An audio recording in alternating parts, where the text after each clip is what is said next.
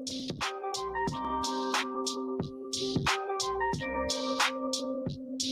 All right. Go ahead and start. Yes, sir. We on Okay. These people watching you. Look, I'm just staying off in the space right now. Like I ain't running the show today. I'm like looking for guidance. But hello, family. Happy Friday. Thank you for joining us. Thank you for coming back to the New Wave Real Talk podcast. Tonight, I will be your host, Yes, sir. Mr. Eric, and I will be joined with. I will have Mr. Raymond joining me. I'm co-hosting today, man. I'm still here, but I'm just on this side of the mic today. So yeah, he wanted to take it easy. Right. So he put it all on me. That's almost it all. And we have a special guest joining us. She'll be calling in. We have Miss Jasmine, or Jazz, a very near and dear friend, childhood friend of mine. Actually, she knows me and Raymond. Right. Let me see. Do we have her? They're at high school. We have to go ahead and queue her up now. All right. So Jazz, we're gonna go ahead and queue you up. All right, Jazz, can you hear me? I can hear you. Can you guys hear me? Yeah, we hear you just fine. All right. So if you will, go ahead and tell the people, just who you are, a little about yourself, and just let them know about what. Oh, look, I'm still getting used to hosting. Let me tell you what this show is about. All right. So the title is, Young, Black, and a Boss. So Yes, we're gonna make this about entrepreneurship, investing, just pretty much stepping out of the workhorse mentality and creating more options for ourselves, creating generational wealth. So all right, now back to Jasmine. Can you hear me? Yes, I can. All right, now I can hear you. You tell the people a little bit about yourself and what it is that you're doing. Hello, people. I am Jazz Whitehurst on Instagram. You may know me as Jazz Hair, Jazz Whitehurst on Facebook. But anyway, I am me. I'm Jazz. I own Jazz Hair. I'm a hairstylist. Actually, currently, I'm doing hair right now. So if y'all hear a little noise in the background, please forgive me. We're on the hustle at this moment. And then I also own Pizzazz. Pizzazz is my boutique. We started out with shoes, but I definitely have more inventory coming in, so I'm so excited. And I'm glad to be here. I feel honored that you guys, thought about your girl. I appreciate that, Hey. I'm excited to be here, so that's all I have to say. Well, I'm about to slay this client. I'm gonna post that so y'all can see that. Okay. Yeah, send us a picture so we can tag it on the Facebook page, New Wave. So if y'all want to see all y'all ladies and gentlemen who are listening to the live podcast, if y'all want to see what Jazz is cooking up over there, y'all got to go over to the New Wave Real Talk page and take a look at her finished product. Please do. Okay, so Jazz, since we're talking about entrepreneurship and investing, let's start off with the beginning, right? So let's start with like some of the beginning steps of you becoming an entrepreneur. So like what fears did you have about becoming an entrepreneur, just stepping out on that leap of faith? The fear is exactly that, just stepping out, just saying I'm not clocking in for nobody. I'm gonna do this for myself, gonna figure this out. I believe in me. That's the number one thing, is I believe in me. I can make that happen. This is going to happen regardless. Failure is not an option, Okay. But the fear is just like, if you quit your job and you decide, okay, I'm just going to work for me. You're thinking about, am I still going to get these bills paid? Right. Is this money going to flow like it's flowing? Because see, that clocking in, you already know if I do this many hours, I'm going to get this much money. My bill's going to be this much. It's a lot more security in that. It takes a lot more to actually step out and say, I can do this. I can figure it out. And I just chose to believe in myself. I know with hair, I had been doing hair, even when we was in high school. Right. But I never thought about it as, okay, this is what I'm going to do for a living. I went to Albany State and I started in nursing, but I never went to class. I just never went to class. The reason being is because I was always booked, even before when they went out to like go to the clubs, because I'm not a big like club person. But when they would go out before the clubs, they would stop at my room to get their hair done. So I would much rather get this check right now Right. instead of sitting in, you know what I'm saying, psychology. Just Right. wasn't going to happen. Going in debt for the So, possibility. yeah. So what I did was, once I realized, you know, this is how it is, I was literally taking care of myself doing that. I was like, I can do this. This is my calling. This is what I'm supposed to do. This can work. Like, so I left Albany State, went to beauty school, and that was all she wrote. I love it. And so, yeah, as far as being a hairstylist, recently I just launched my boutique June 1st. Recently I thought about that because, you know, fashion, beauty, all of those things kind of tie in. I have my own style. I am a girly girl, and this speaks to the women like me. You know what I mean? I like glitz. I like glam. This speaks to those types of women. And it wasn't all about just selling something. You know, some people I found me a vendor, and I'm going to, you know, I'm just going to sell these. I'm just going to sell that. It really is near and dear to me. Like, I really think about it. I really think about new stuff. I'm excited to expand. It's those types of things. So right now, you know, I'm taking in invoices and I'm putting my hand on products. But where I see it is me not touching any of that. You know what I mean? And it's still circulating. So we're working. But it's all about, it's the faith, you know, it's the faith. The hard part was just the uncertainty of your finances. Yeah. Just making sure you're going to come, you know, that part of it is like, it's scary. Like, it's very scary. Right. But believe in you and trust God, because I feel like I'm doing what He wanted me to do. Yeah. You know what I mean? So I felt like because of that, I can't really fail. It's going to be scary, but I can just keep pushing. I'll be all right. And so far, that has worked out for me. That's what we're doing. That's beautiful. You actually said something that I wanted to highlight when you're talking about just taking that risk. And I think a lot of people don't understand that it's just as risky working for, you know, an employer, because you're pretty much hoping that what they can do, like that risk that they stepped out on, that faith that they stepped out on, you know, we're hoping that they're going to be able to continue to replicate that. But we're putting, you know, the same risk that they put in themselves, we're putting, you know what I'm saying, we could put into ourselves. And the thing is, we're kind of like the passenger or in the back seat rather than taking control of that wheel ourselves. You know what I mean? But if that driver steers off course for whatever reason, then we're going to face the same consequences regardless. Like, people get fired. I mean, coronavirus is like a primary example, you know what I mean? Where people had faith in that job and they had where the person was, you know, steering their car for them. And then when everything went left, they were the ones that, you know what I'm saying, they were in the wreck just the same as they would have been had they just taken the risk on their own. You know what I mean? And I think that's beautiful that you stepped out on that. But you pretty much answered like half the question I was going to ask you, girl. But listen. Look, let me ask you this though. So what do you, aside from stepping out on your own faith, right? What attributes about yourself did you have to brush up on, like kind of polish a little bit in order to become a successful entrepreneur? So like, what were some of the bad traits, I guess you could say, you know what I mean? That you had to work on? Everything. I got a list. It was about, for real, you know, like for real. So I guess my biggest one is my time management, because I'd be late. Probably going to be late to my own funeral, like late. You're late to the party a lot. Yeah, you already know I'm coming in late, and it's not fashionably. So the thing is, when it comes to my business, like, I can't do that.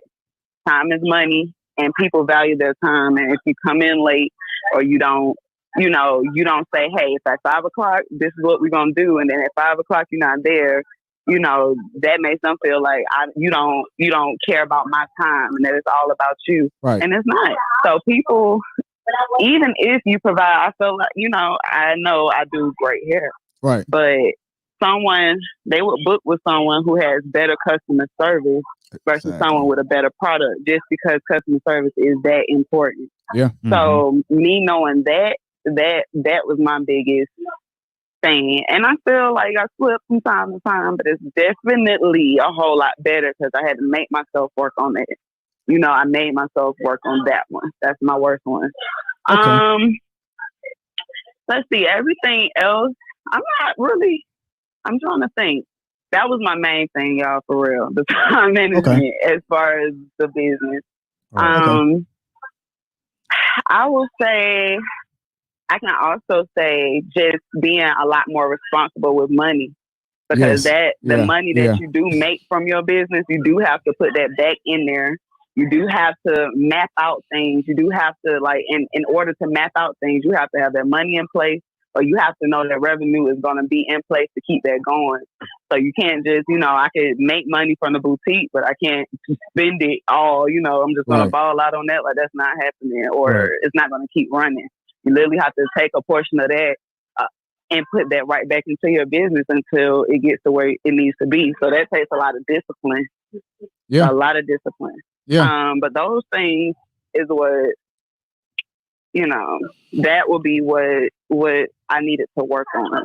And I feel like I've done a lot better. Yeah. And I like that you mentioned that, because that actually speaks on just understanding, being an entrepreneur or an investor is not about greed. It's not about being greedy. It's about understanding how to reinvest, how to put your employees first, how to put the business first, stepping outside of yourself.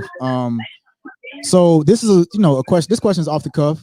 I didn't prep you with this one, but so what about support? Like, what kind of support did you have when you brought the idea, if you brought the idea to other people, in the beginning phases of, okay, hey, I'm writing this out. I think I want to start my own business, whether it's, doing the hair or starting the pizzazz line. Like, what was that like for you? Yeah, so now as far as my hair, I have, Eric, don't like you don't know. I know, but they don't know. Mama, I know you, but they don't know you like I know you. You know what I'm saying? Yeah, so my mama, my mom, my sisters, that's my little tight-knit family. So I have been doing hair since I was 9. I've been getting paid for it since I was 15. But so I have 2 younger sisters on my mom's side that lived with me. And so they were my guinea pigs, all the thoughts I had or the ideas I had. It's like, okay, let me try it on you. And my mama was very supportive. She's still very supportive. She just, if that's what you want to do, be the best at it. So if how your kid could paint you something, and so I'm just gonna be blunt because that's who I am. And it's just like, it's cute, it's sweet because it's from a kid, but it's not like the perfect drawing. You know what I mean? Right. But because it's cut from a kid, you like, oh, that's great, that's good. Like, not my mama. If it was bad, give it to you was straight. Like, yeah, you need to tighten that up, or you need to, but that's healthy. In a loving way. It was in a loving way. It wasn't like, that's terrible. And that made me go hard. Like, okay, I ain't slacking. You're right. I do need to speed up on that.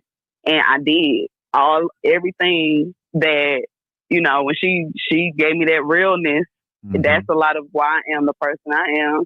But that's the truth. That was where my support came. That's where it all started. And just me perfecting it and having that type of passion. And as far as the pizzazz, and then let me go back to the support of the hair. Go ahead. My clients, I got started then, with my family initially. But like I said, I decided I was just going to do this full time. And even the people that wanted to book, the people that were just around me, other stylists, like, all of that is support as well. Right. So that was like, that keeps you going too in it. Like, I really appreciate my clients. They're like the best ever. All my clients and my clientele. And just people I met along the way. So I will honestly say that too.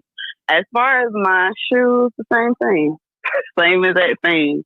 My family is my support. And that's just what it is. I do have support. I'm not going to say I came from a rich family because I most definitely didn't. But support we live in the same for me, apartments. I know exactly. You know what I mean? Same apartment. We ain't gonna put it on like that. Right. But what I'm saying is, support doesn't necessarily mean money. Right. Mm-hmm. You know what I mean? Support doesn't just only mean that. Support can be sharing a post. Support can be just, you know what I'm saying? Yeah. In some cases, it's more important than money. Yeah, it's way more important than money sometimes. And it's just kind of like, that's what it is. So that was my support. Just my family said to say, keep going. The money, all of that is going to come with it if you're consistent. That's the word of the day with a business, is consistency. And if it's going to happen, the money and all of that. But that support definitely does make a difference. Definitely. It definitely does. Definitely. So I'm blessed to have had that. Yeah, definitely. So, wow, that was beautiful. So let me ask you this question before we go to break. So, Mhm. what was like that epiphanizing, like aha moment where you realize, like, hey, I want to be an entrepreneur. Like, fuck all this working for somebody else. Fuck clocking in. Fuck all that. I'm about to step out and do like. Can you just tell us about that moment for you? When I realized that I was making more money doing what I do versus clocking in. And my first moment to step out on faith as far as chasing my dream was a moment me in college, and just taking care of myself. And, I finished like high school, honors. Right. I was on point. That was my thing. So, of course, when you do well in school, they're like, well, you should go to college. You should do this. I never even thought about a trade or doing anything less or any of that. So once I actually went to school, and saw the campus and saw that it could flourish just off of my trade, off of my talent, it was like, why not? So that was my first thought to take that step. And that's why I went to beauty school. And then once I stopped just clocking in completely, was Mhm. when I was working at a call center and I got fired from that call center. I never got fired from a job before that. For real, I got fired from that call center because I had clients all the way up and through there. Call center is mostly women, Mhm. so that was easy. And then I just promoted myself. And I would come to work late every day. I didn't do their hair late. I would do it early in the morning. We had to be to work at 10, and I'm coming in late. And they strict about, attendance and the time and all that. So Right. I got fired. I didn't even make it out of training good, honey. But I knew after that, I was like, yeah, let's just do this. Right. You worse We than can when do I was at this. McDonald's. Oh yeah, terrible, terrible. I could care less because what I was doing was better. It was more beneficial. Mhm. That was just a platform to get what I needed, but I Right. could care less at that point. And so I decided to work for myself. Okay. So, on that note, we're gonna go ahead and hit the Mm-hmm. commercial break.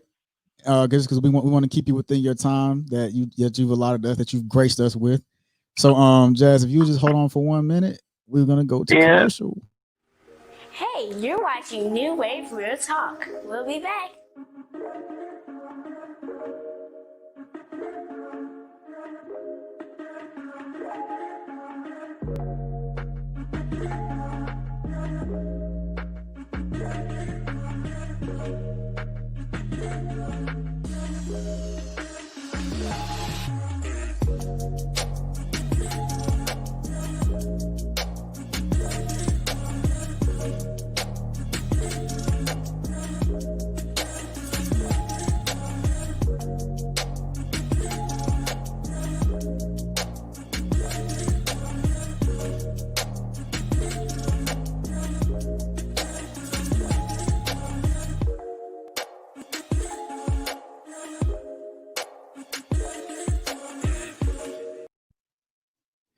Welcome back to the New Wave Real Talk Podcast, and this is Eric.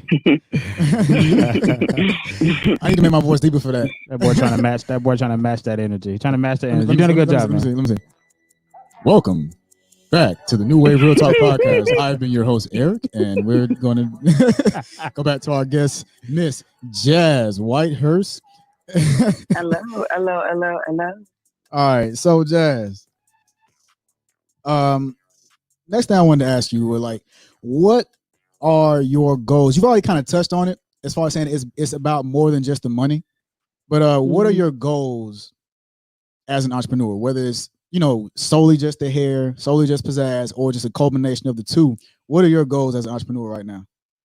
My goal as an entrepreneur is to have them 7 sources of income so where I don't have to worry about a thing. Mm, Honestly, have that wealth where it's like my kids, my grandkids, everybody is going to be straight. That kind of wealth, that wealth that us, as Black people, we yeah, don't get to enjoy as much.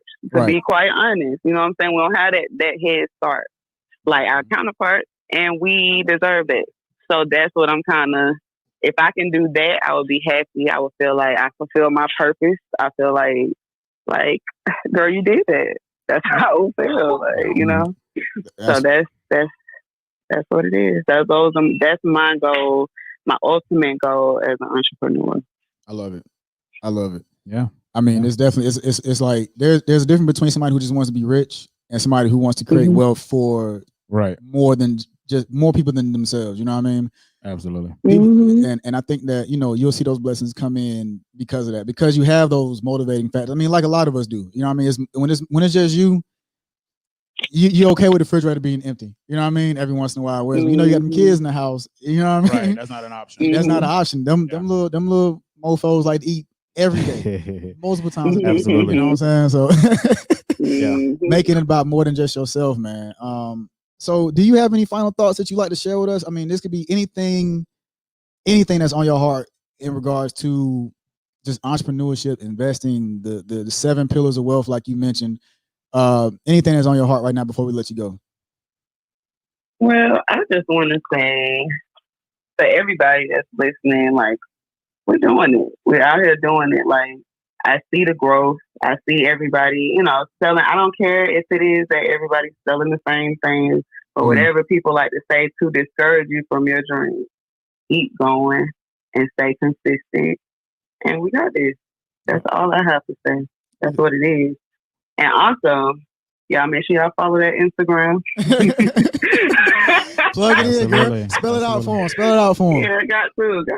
Or it ain't gonna be right. Y'all follow the Instagram for Pizzazz. That's Pizzazz, PIZASZ _.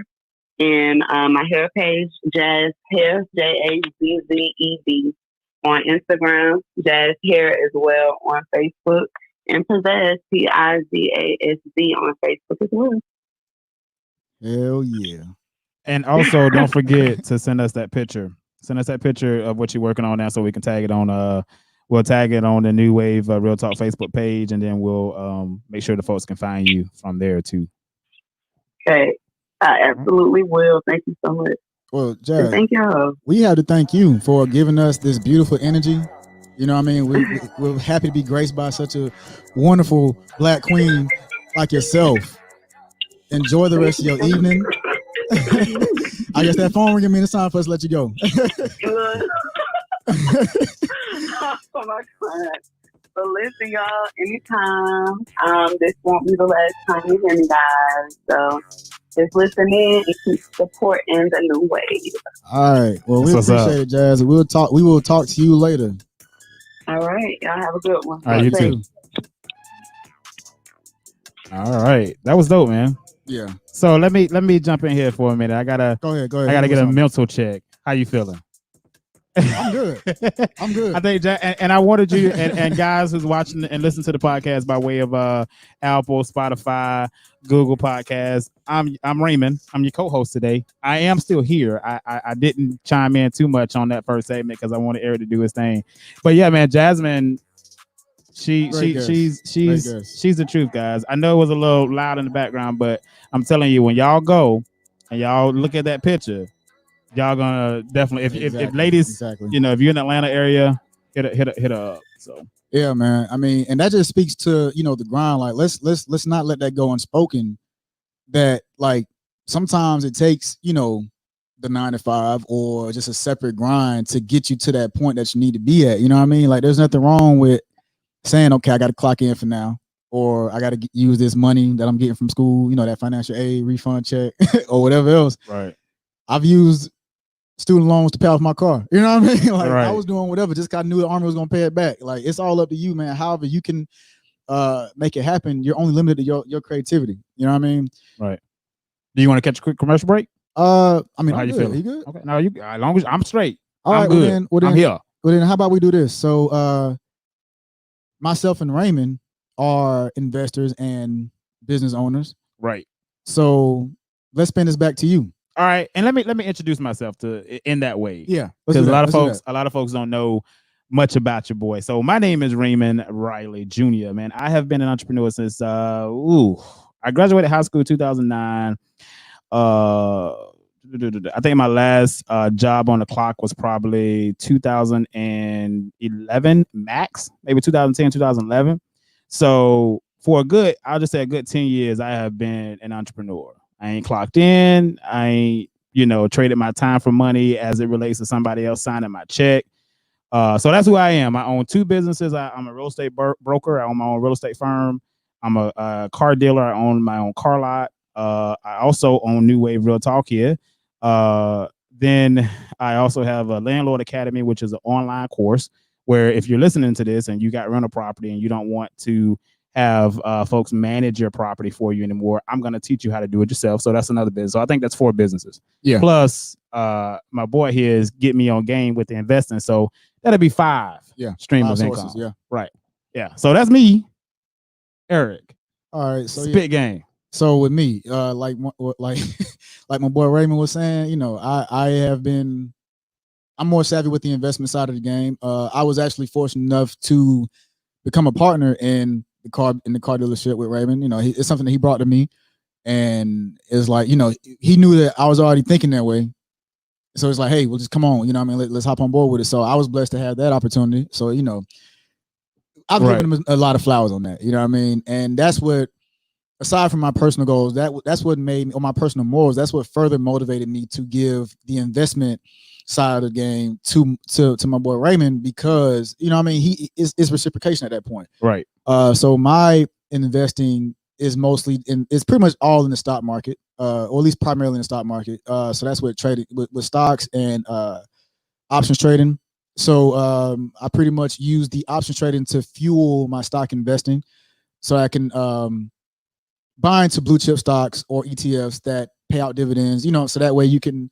We'll say that for, like, going too deeply into that. We'll say that for like a finance that's specific. Like a whole, that's an entire yeah. But like Raymond said, it's about just the diversification. So I use the stock market to pretty much create money for myself. And when and that aha moment for me was like, when I began the options trading, because I've been doing the stock market investing for probably about 2 or 3 years now. I didn't know a lot about it. It was just when I was like, I'm just dumping my money in something I believe in. Now I'm a much more sophisticated investor. I understand the different dynamics of it, way more than I used to. Right. And I'm using that to pretty much make money in my sleep. You know what I mean? Because when I was waking up and seeing like I've made $2,000 in 3 minutes, you know what I mean? Right. Seeing my portfolio go that much, and it's like, I can take this money and spend it, or I can take it and reinvest it. That was like the aha moment for me with that. So that's that's what I do. Let's see if I had to answer that question too. My aha moment. Oh boy, it's been a while. So I think for me, my aha moment was when I understood that I could actually save more of my effort if I was in control of what it was that I was trying to do. Yeah. And you really can't ever be in control of something until you're the person that is responsible for that thing. You're initiating it, you're approving it, and it's yours. Right. And it's that complete control. So my aha moment was basically coming to that realization that in order for me to have that flexibility, that freedom, and that untapped or uncapped potential financially, it had to be me and all me. Yeah. Exactly. Yeah. And that actually ties to another part of the aha moment for me. I guess let's make it the personal experience, right? So the personal experience for me, where it's like, and this is what got me into thinking more about investing, more about business, is one, I knew that I didn't want to work for anybody else. Didn't really know why. It's just something that was innate. You know what I mean? It's like, I want to have my own, right? Right. I'm not sure what conditioned me to think that way. Right. It could be because of the program we had in high school that lasted towards the latter years. But I know that I was a person who I found myself comfortable with the slavery at my job that I'm actually about to be quitting as of August 1st. Like that's it. It was one of those days where I was out in the rain and I was hurting. And then I'm just like, bro, like, what am I doing? You know what I mean? Right. I'm still working for somebody making, let's say at the time, maybe about $12 to $13 an hour. And knowing I didn't want to be there, knowing I was doing something I didn't really want to do, knowing that I didn't see the same amount of growth that I thought was there with the company. All of that factored in. And I'm just like, I don't even like getting up for this. Like, it's easier for me to get up for, like, when I started investing, I find it way easier for me to get up early for the sake of catching the market when it opens, reading, whatever little news might come up, looking at the pre-market activity. It's so much easier for me to get up for that. Right. And I don't even need an alarm clock at this point than it was for me to get up and go to my job. You know what I mean? Right. The Army, that was like the bigger thing where it was just like, one, I don't like being told what the fuck to do. Right. Like, right, not like right, that. You know what I mean? Like, I don't like with somebody that had that much agency over my life and telling me when I can spend time with family. Like, I've put aside my morning for a relative that had passed away. Mm-hmm. You know what I'm saying? Because I felt like, well, they're not going to excuse it. They want me to be here. Right. You know what I mean? Like, when I put myself and my family aside for a fucking job, like that's something that's huge. Right. And I was ready to get off that plantation, man. Like, I was ready to step out of that and just say, like, hey, I'm ready to risk it all on myself. And I devoted a period of time towards doing that. When I saw that I was able to pay myself and I was able to make, when I saw that I made more in, let's say, 2 or 3 days than I would have made in 2 weeks, that was the biggest life-changing moment for me. Like, I was so proud of that moment. You know what I mean? For sure. It changes you because it gives you that realization that it's, a lot of times for me, what I've seen people ask me as an entrepreneur, as a business owner, well, how did you get started or why did you get started? Right. So you have those aha moments and those epiphanies of when you come into a realization that, hey, I'm more than an employee. I'm more than like putting myself second. I want to just be in control of my destiny. Right. But the biggest answer that I would give to anybody that's asking, okay, where do I start as far as being an entrepreneur? I would say just start. Yeah. There is no perfect time to be an entrepreneur. There's no perfect setup. You're going to have to work. You're going to have to grind. Yep. So just get started. You know what I mean? There's a statement that I learned through investing that, like, and this is in reference to the stock market, but it applies to everything, that time in the market beats timing the market. You know what I'm saying? Because some people will try to wait for the perfect time to invest. And it's not about that. It's like when you just get in, now is always the best time. You know what I mean? So stepping aside from that a little bit, how about we go specifically into, you can start with either the dealership or the real estate. Like, but just what steps did you take to initiate building your own company? Like what like so literal steps, as in like personal? Yeah. Right. So for me, I think it was realizing that things weren't gonna be like perfect. Right. So I guess I should just role play this for a minute, like in my head. So when I started my real estate company, I was working. Well, so all right. So just let me paint the story for a second. So when I graduated high school in 2009, my first real job was a leasing agent. I got that job as a leasing agent, and then I stayed in the property management industry.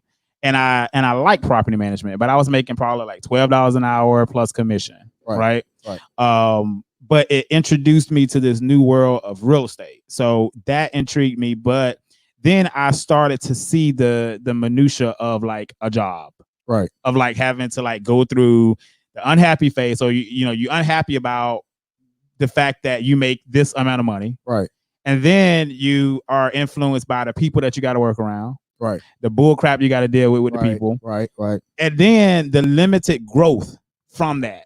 Right. And so that was my combination of like, man, I got to start my own real estate company. And my goal, the first thing I told myself, being a actual leasing agent, I'm going to have a property management company. I'm going to manage property. Okay. While I was sitting there leasing other people's property. Right. So that personal growth for me was understanding like what I needed to do, like basically accepting where I was. Right. And accepting what my goal was. Right. And then I had to start to see that through. And then once I did that, I accepted that and I started moving towards entrepreneurship. I mean, it wasn't like overnight though. Right. You know what I mean?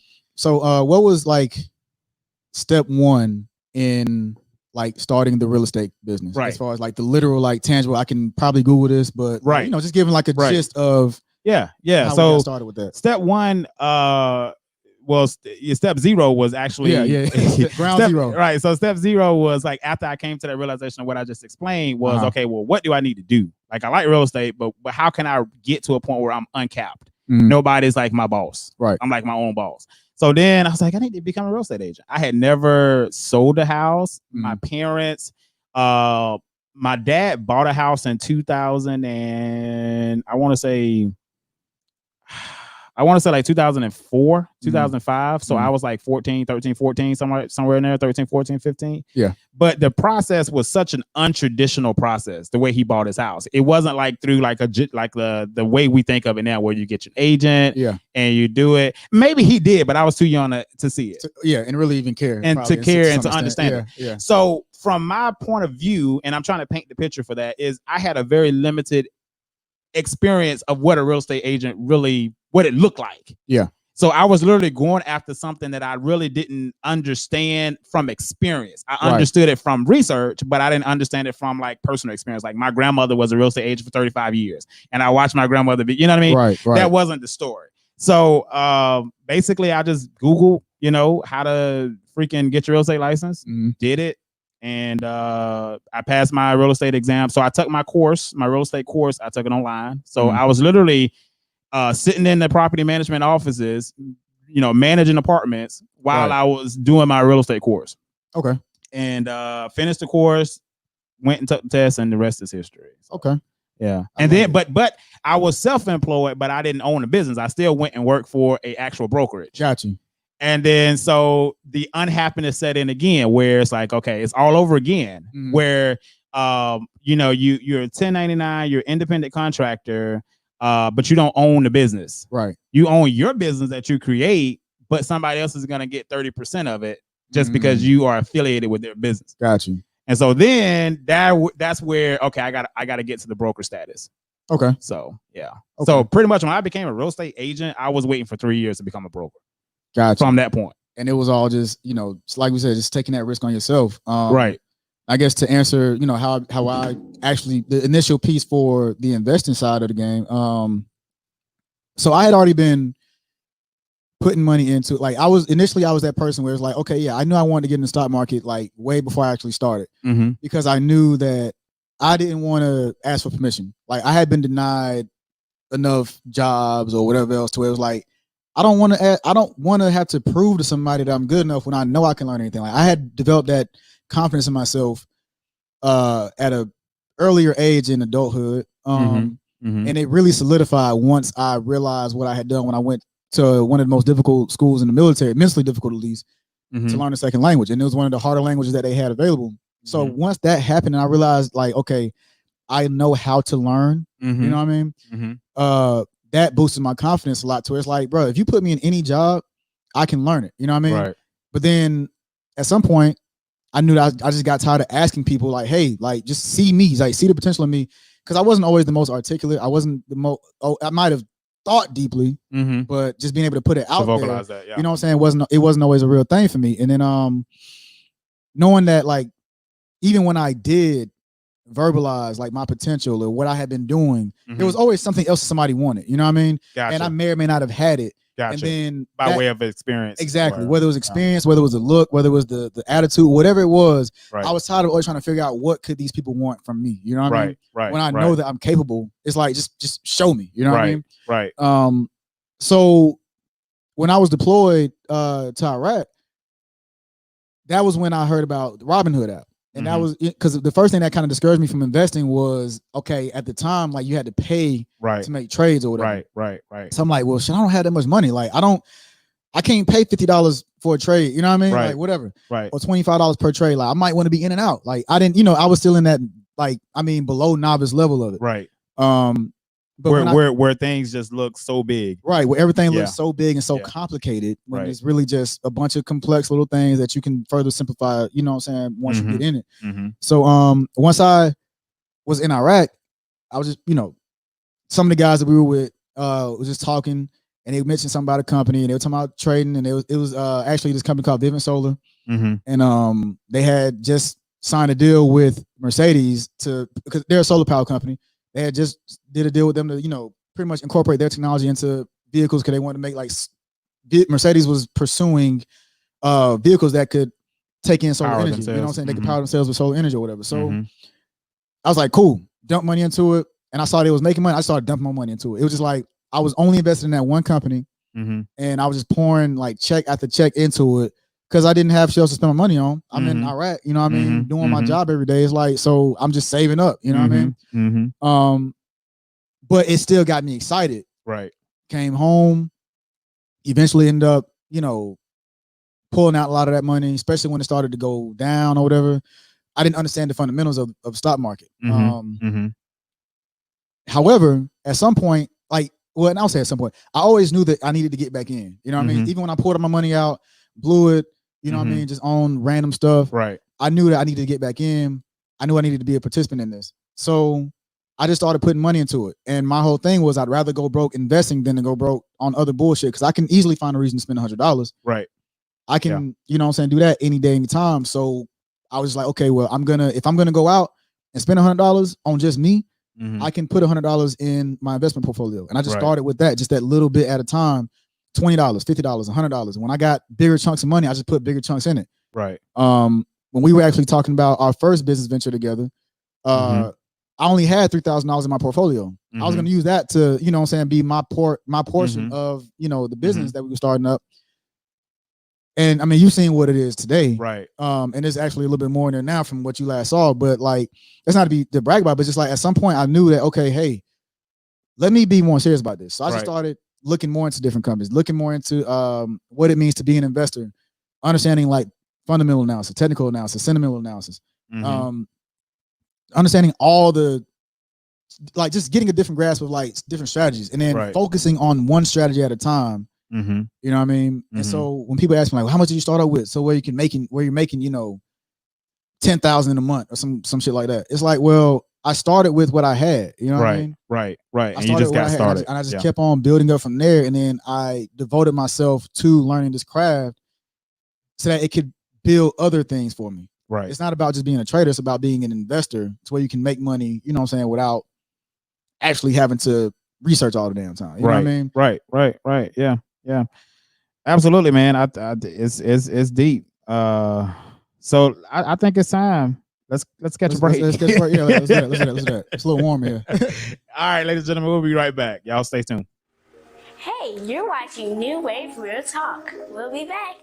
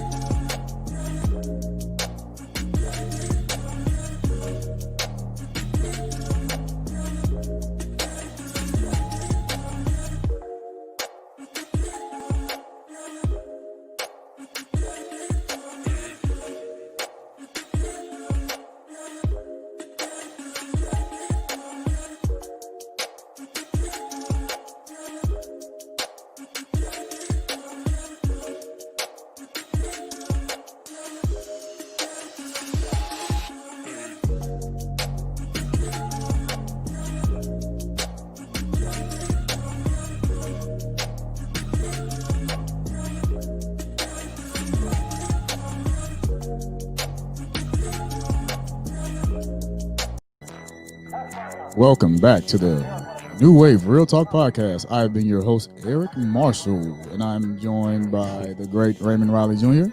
Absolutely. I'm happy to be here, sir. Thank you for having me on your show. Hey, I'm happy to have you here. I couldn't do it without you, quite literally.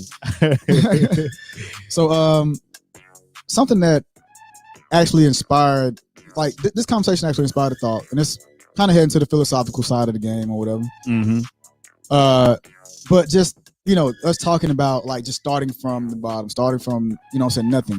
And I wanted to actually speak on that, right? Because a lot of times, people pride themselves in that, starting from nothing. And in some cases it's stifling, right? Some people feel I don't have anything. And really, there's no such thing. You might have virtually nothing, right?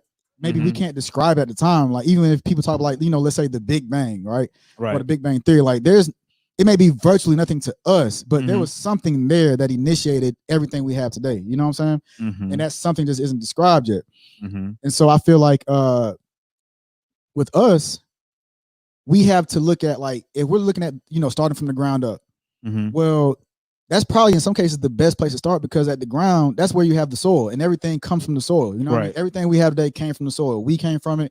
Everything that we ingest came from it. And so how we tie that to like investing or business, just entrepreneurship, is just looking at what do you have right now. Right. You know what I mean? Too often do we have people that are like looking at what they don't have and not understanding what they do have and what they can utilize, what they can exploit to get them to that next level. Right. You know what I mean? Yeah.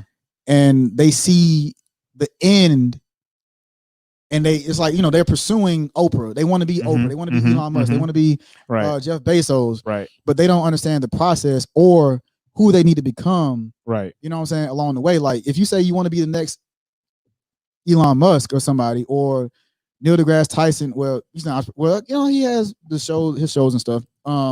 But it's not just looking at being the next best investor. It's like, what else do you have to become along the way? Right. You know what I'm saying? Right. You have to become somebody who's more disciplined, somebody who's more imaginative, somebody who's more committed, somebody who's willing to like sacrifice whatever it takes to achieve that said goal. You know what I'm saying?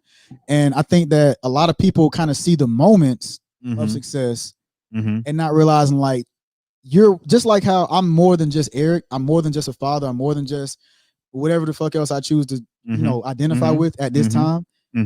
There's more to entrepreneurship than just being an entrepreneur. There's more to an investor than just being an investor. And a lot of people have to realize that, like, yeah, we have to understand what makes up a entrepreneur. Cause that's like the icing on the cake. You know what I'm saying? Right. But that's not the egg. That's not the batter. That's not whatever else goes into it. I don't know all the ingredients. At least the thing that people see from the outside. Right. Exactly. Right. That's the icing. Right. But all of those but go ahead. I don't want to. No. Like, where you, Go ahead. I was just gonna say, like, that is true. A lot of people, and even entrepreneurs that are like, both of us are entrepreneurs, right? Right. So we both have to make sure that we're balancing that very desire within us. Right. Because at the end of the day, we're only human, and it is human to forecast and have desires, have ambition, have dreams, and have goals. But sometimes what we do is we get ahead. We let the desire get ahead of the needed goal. Right. You let the desire get ahead of the actual tactical goal at that point. Right. One of the things for me that helped me when I decided to really, commit myself to entrepreneurship was to understand that you have to compartmentalize yourself. Right. And you have to have strategic goals. Right. You have an ultimate goal, but you got to have a strategic goal, which is that I'm going to stay in this lane. And then when I get to this intersection, I'm going to make a right. And then when I get to this intersection, I'm going to make a left. Then I'm going to keep going down this road for about 45 miles and that'll take me here. Right. You got to have that type of strategic roadmap in order to get to that place. Right.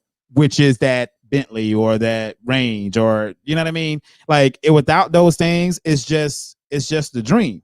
Right. It's not a goal because you don't have a way to get there. Right.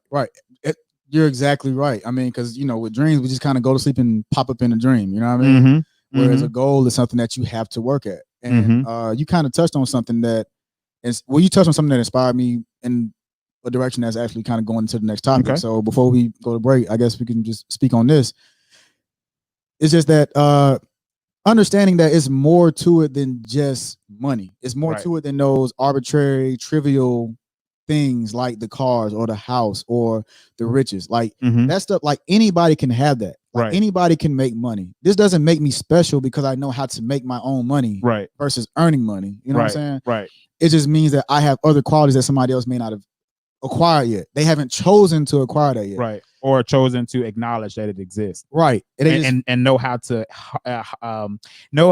harness and garner that ability. Right. Because we all got it. We all have it. There's nothing special about the fact that you had your 3 starting to 4 sources of income. Like, that's something that literally we all can do. Right. Not saying that we're all built for it right now. Right. You know what I'm saying? Not saying that we all have to be entrepreneurs or nothing like that. It's just that just know that you can, you know what I mean? And understand that, like, your time is more important than any dollar that you can get. Right. Because all this stuff that we earn, I mean, like, I see it in the market all the time where it's like, I could have made $8,000 in 2 days. But then I can see the market as a whole, because of COVID or whatever else, drop and I'm losing 3,000 today, 2,000 tomorrow. Well, I mean, I have to understand that, like, yeah, it could be where like everything just drops to zero. You know what I'm saying? Right. But do I understand how to get it back? Right. Do I understand? You know what I'm saying? What really matters exactly, which is in that illustration that I detailed. If you have that embedded in your brain, right? You know how to. Okay, I made a right on Smith. Exactly. I went down a mile and a half and make a right on Jones. Right. That's exactly it. That's exactly it, man. Yeah. And just knowing that. But let's not. I mean, because we're probably going to touch on some of this stuff again. No problem. In the next subject. So let's go ahead and hit that commercial break right quick, and then we can jump into the next topic. All right, ladies and gentlemen, y'all don't go nowhere now. Nowhere. You know, we got a couple folks looking, so y'all. Hey, what's up, family? I'm Raymond, and thank you so much for your support of New Wave Real Talk. As I said before many times, this channel is for us, by us, everything Black culture. So if you're liking what you're hearing on the show, let me know by dropping a comment, smash the like button, and let me know. Also, if you're watching the show and you want to be a featured guest on the show, hit me up. The email is in the description, wherever you're finding this video, and let's bring you on. If you got something positive to share regarding Black culture or just culture in general, you're welcome. You're welcome here. So know that. And I'll be right back.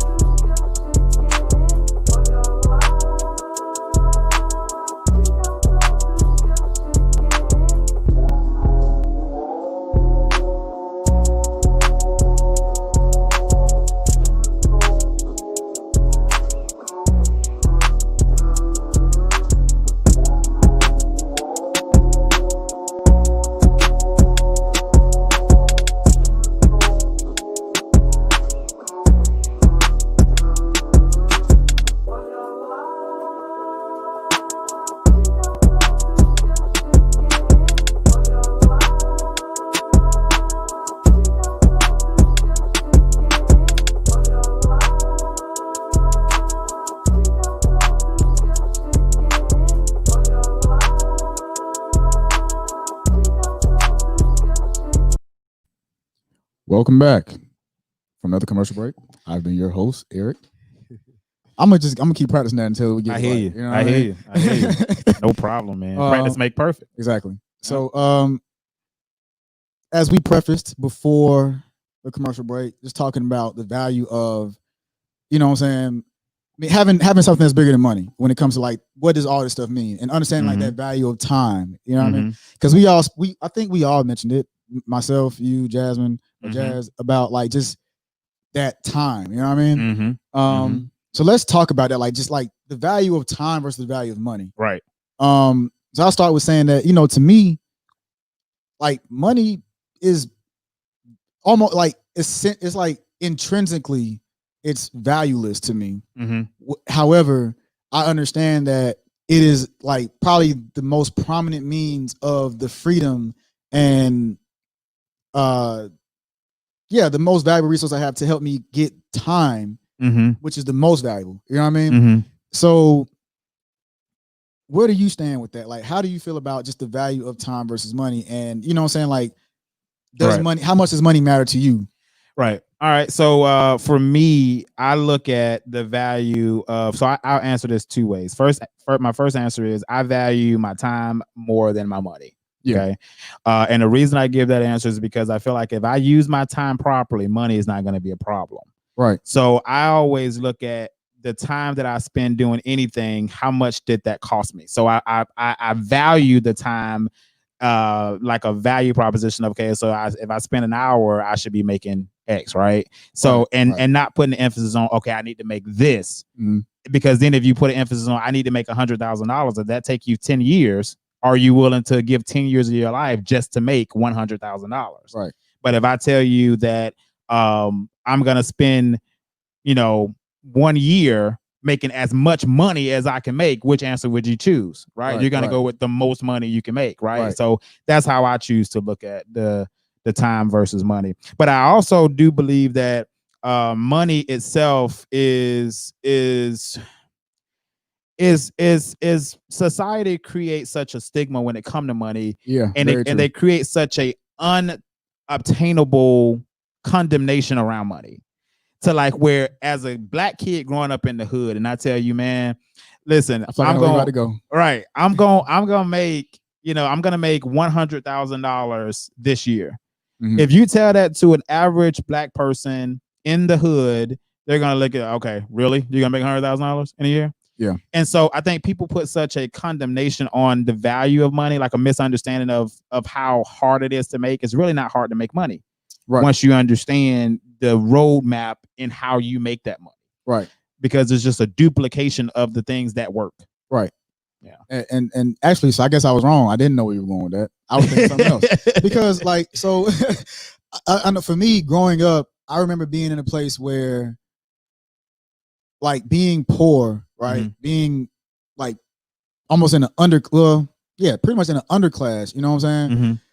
That thinking of, whenever you thought about people having money, like Mhm. there was always like this, okay, the rich are evil, you know what I'm saying? The wealthy are evil people that just want to use you, thinking that capitalism is a bad thing, thinking that, God or our creator, however we, you know what I'm saying, for those of us that are either religious or spiritual, look at people that, you know what I'm saying, Mhm. want to earn a lot of money. Mhm. And that had to change for me because I understood it, like at the end of the day, like there's nothing wrong with me enjoying the luxuries of life. I don't have to wait to die and hope that there's a heaven in order to enjoy the luxuries. You know what I'm saying? Right. And the thing is, like, I can't let it consume me. Right. So I'm thankful for, living below poverty Mhm. just because it taught me certain things, even as an adult. Like, I feel like a lot of times it's good for us to go damn near broke Mhm. before 30. But after we've acquired, a decent amount of, like, let's say for me, when I first had, like, let's say 20 something thousand in my accounts and investments or whatever else, it felt good. But then losing all that, it's like, okay, reminded of something. And then there was still like a person that needed to develop before the money came. You know what I mean? Right. Because that is important. The person had to be developed. I mean, I Yeah. could have been wealthy early, but it's like I also just I had to understand that balance of like, there's nothing wrong with wealth and saying, yeah, I want a brand new Tesla Model S, probably red with the let me not get too deep on that. Right, but anyway, right. But just being able to speak that. Just being able to speak that and see, and it's like it's real, like it's realized, and at some point it's actualized. You know what I'm saying? Right. And understanding that, like, really above all else though, my time is everything. Like, I like being able to just get up when I want to get up. I like being able to say that the money is being made regardless. I like being able to say that if I want to go to my friend's house, if I want to go spend some time with my kids, if I want to go out with my partner, whatever it may be, I can do that. I don't have to wait on somebody to give me permission. Right. And I don't have to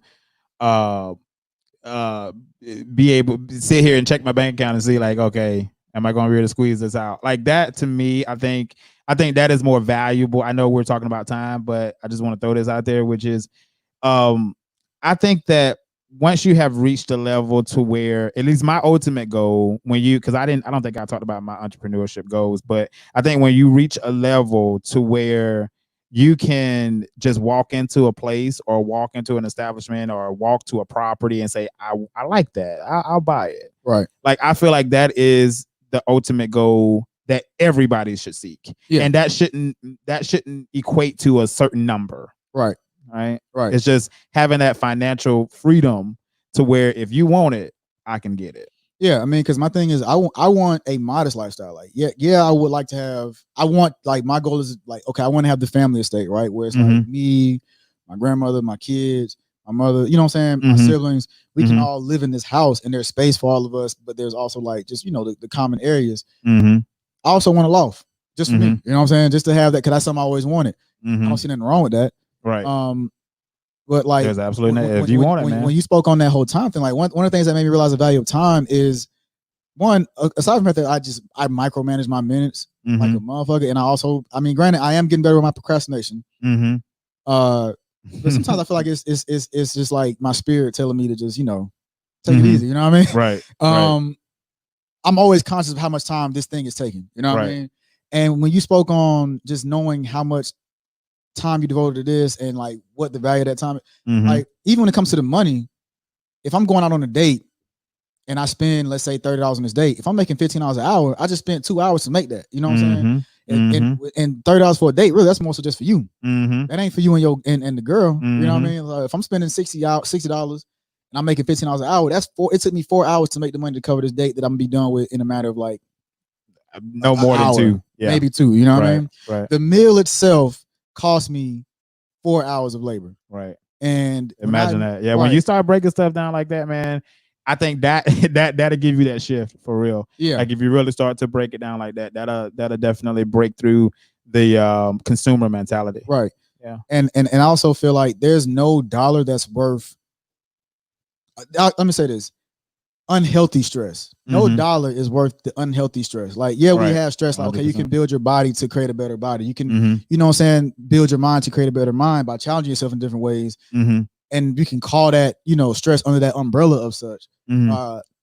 However, when we talk about just like, this job is paying me $25 an hour right now, but I hate it. Right. I dread getting up in the morning for it. I dread whatever else when it comes to this job, but I'm making decent money. Right.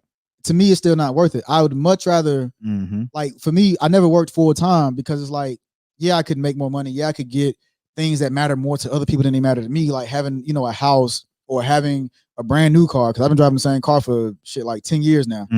My first car is the same car. It's almost 10 years since I bought that car. Yeah. I bought it in Impala going strong. 2011, I think. Right. I want to say 2011. Right. It's 2020. So 9 years now. Right. But just understanding that, like, those things don't matter to me as much. Right. And just knowing that, hey, like, I'd rather just have my little car, make my arrangements with, either friends or family or whatever else, to where I'm like, hey, like, can I just do this? Right. Because I value my time. So I'm willing to stay part-time here if that means I enjoy my time more. Right. Right. So I'm not going to be no full-time slave. That's just never my thing. Like, I'd have been terrible in the 16, 1700s, man. Like 1800s, whatever.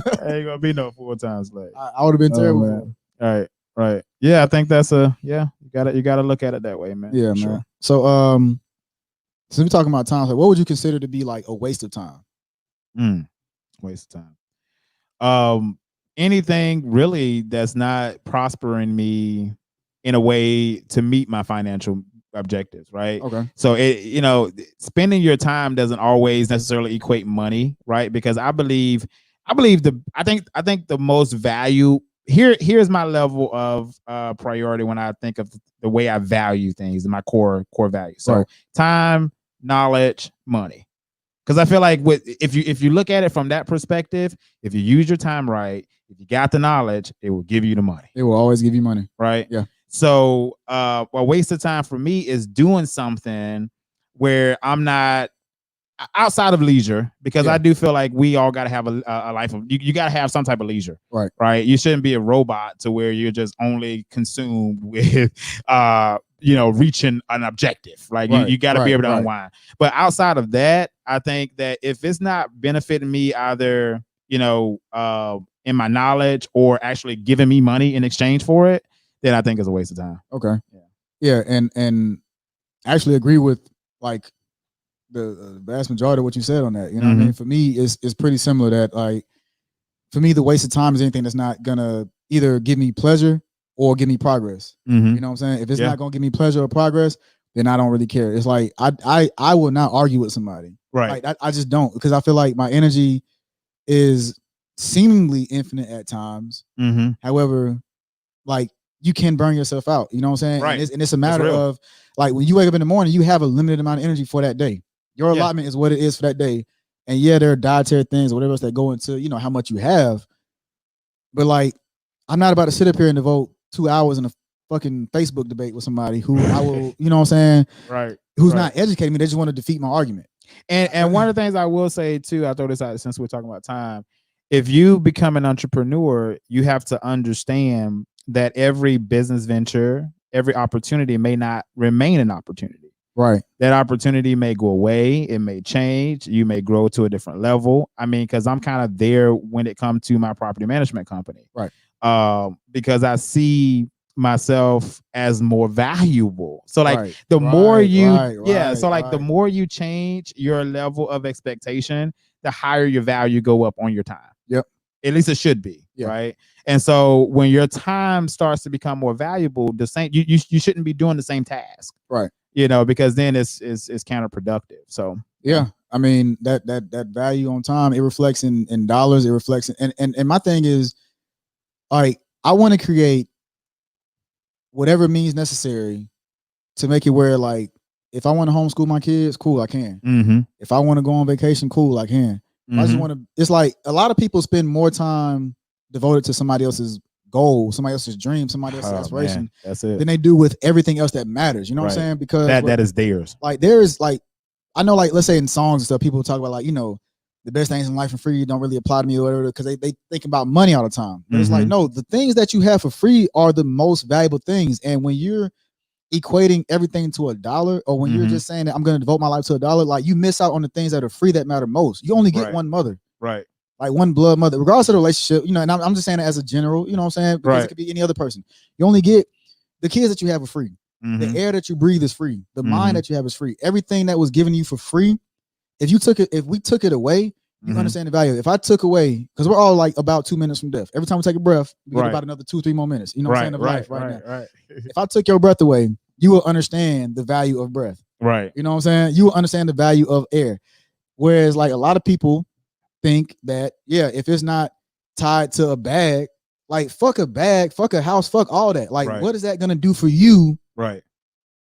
When you on your deathbed, you know what I'm saying? It's like, did I live my life spending time doing things that make me happy? If money is what makes you happy, I mean, hey, to me, it's a slippery slope, because you can never have enough money. You'll never be fulfilled. It'll never be fulfilled. Yeah. Whereas if I got more time in my day, so I got more energy, right? To dedicate to whatever I want to dedicate to. Well, even if I'm only having sex for 5 minutes, I can dedicate it 5 minutes to my partner, and it's like it's full of energy. You know what I'm saying? And I can give them my all, keep them satisfied, because I didn't just give 10 hours of my time to something you hate, said corporation, plus overtime or whatever else. You know what I'm saying? So yeah, I mean, breaking that mold, man. It's definitely one of those things that it takes time, though. You know what I mean? It takes time to come to that realization. Hopefully, this conversation the people can kind of understand, you know, that time versus money, and hopefully they can start to see, you know, because I'm gonna tell you right now, I always tell people, and you know, you may have heard this growing up, my time is money. You know what I mean? Don't waste my time now. Yeah, you know.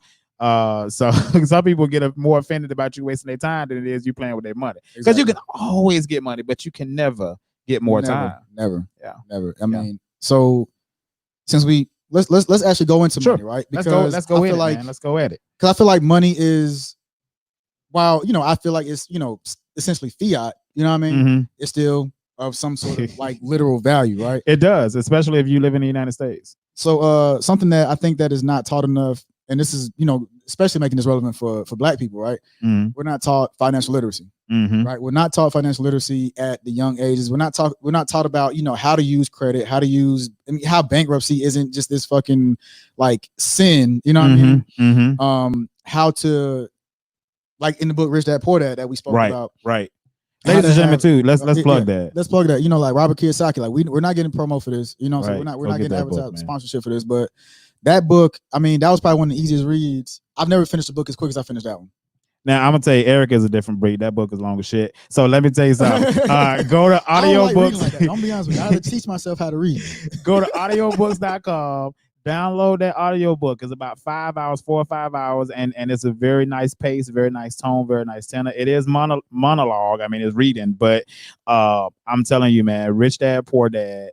My daughter Malia, you will be reading and listening to this book. You hear that? You will be listening to this book. So I think that everybody, especially every Black person, need to hear this book. Now there are some other counterparts and racial makeups that this is a part of their upbringing, right? But for me and you and our shared experience, it's not a part of our upbringing. So we got to go and seek that knowledge and get it where we can. So definitely go read Rich Dad Poor Dad if you have not done it. Right. And speaking on like those racial barriers or whatever, like at some point, like we spoken on when it came to like the police things or whatever the systematic stuff, we still have to be accountable for what we do. You know what I mean? And Black people are intelligent enough, creative enough, every other, you know, favorable attribute. We are enough, and if not exceedingly enough, to create our own, you know what I mean, regardless of what we've had against us. Like, you know, let's just speak on that. Like, Black people have been able to literally be given nothing. We were brought here to be the builders of the economy, but not the beneficiaries of the economy. Mm-hmm. And still, with us, starting out with nothing and then having what we built taken away from us time and time again, Mm-hmm. we've been able to create the type of culture that literally motivates and drives other cultures. Right. There's not a single cartoon that isn't going to incorporate hip hop in some level. Right. People are dressing like us. They imitate us. They want us to be in everything. Like we drive the athletics. There's a great black or greatest black in probably every category that you could think of, whether it's the sciences, the engineering, the medical, entertainment, obviously, athletics, obviously. Like you can find us in all of those, even though we've been given nothing. So that's what we're trying to do with this podcast, is especially this episode, is just speak on what we can do. You know what I mean? And create our own reparations. You know what I mean? That's it. So with that financial literacy, let's go back to that, right? Obviously, very important, right? Understanding that difference between assets and liabilities. So what is the difference to you, right? What is the difference between assets and liabilities, and how do you manage those? You know what I mean? Right. And creating what your wealth, creating your goal. So number one, people, assets are things that pay you money. Period. I mean, it's you can take away the fluff. It's anything that pays you money. It could be an idea, it could be a company, it can be a product, it could be a service. It pays you money. Now, service gets a little tricky, and and the service part gets tricky is because if you are the one providing that service, then But at the end of the day, the long or the short of it is, an asset is something that gives you money. A liability, period, as it is, it takes away money from your pocket. It's something that you have to pay in order to maintain it. Yep. A car, a house, even a house, because let's speak on that. Society wants you to think that that's your biggest and best investment. It ain't. I mean, let me not say it's not. It can be, depending on your financial situation, right? And your means, right? I mean, because you can, if you want a $1.5 million house, and that maintenance yearly for that $1.5 million house is $100,000. If you got an asset that pays you a dedicated $100,000, then that's not you trading your time for that $100,000. Right. You've created a stream that pays for your mansion. Right. So, not to say that that a house is a liability. It just depends on how you set that up. Right. But that's it. And as far as how I balance it and what my goals are with that, again, I'm just trying to get every asset I can. Yeah. And do it as much as I can. For me, I'm all about not trading my time for money. So my car lot is ran and operated. Well, it's ran and operated day to day by a sales manager. So I'm not there. Cars sell whether I'm there or not. Yep. My real estate company, I have property management contracts. I get paid whether or not I answer a call for the tenant or not. Now, how long I'm gonna get paid for that depends on how. But at the end of the day, the sentiment is I don't have to go out and do anything for that contract. It's already been secured. So those two objectives, those two things, yield me money return every month. Period. Whether I'm asleep in California on the beach, wherever. So that is what a true asset is, as far as a business concept, is going to be when you can actually turn it on, go to sleep, and it still yield you money. So, and actually, and educate me on this, because this is my personal outlook on houses, right? Sure. But you're obviously way more in depth with that, savvy with that field than I am. I feel like for most Americans, most people, a house is really not an asset until you're either renting it or just using it in some way to make money. Like whether you're renting it, space in that house, or buying a house to rent. And you're paying a mortgage on it now, maybe, or you're paying on a maintenance on it, but you're getting, let's say, that rent every month from that tenant, or let's say you run your business out of it. You know what I mean? Okay, then it can be something that you use for your taxes. You know what I'm saying? But for most people, it's a mortgage and property tax. And they don't do anything else with it to where they're actually making money, or they're, saving money, whatever it may be. So it's like, unless you're literally setting your house up in a way to either reduce your liabilities or make some kind of money, then it's just a liability. Well, here's the way society looks at it. And that's a good question, right? And especially if people are coming by this podcast and they got these two guys are talking about a house as an asset. And the reason why it's not automatically an asset is because it takes money to keep it. Right. Now, the reason why society tells you that it's an asset is because typically in a routine market, real estate typically appreciates.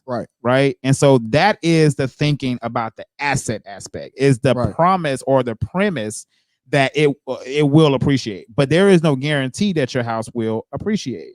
It could depreciate. When there is a depression, when the when the economy is stressed and when the economy is depressed, your house value and your equity is going to diminish. Right. And so then that's where that house is absolutely no longer an asset. It is now a complete liability because you've actually lost money. In some cases, you could lose money. 2008, 2009 is an exact example of that. Where foreclosures were at an all-time high, equity was at an all-time low.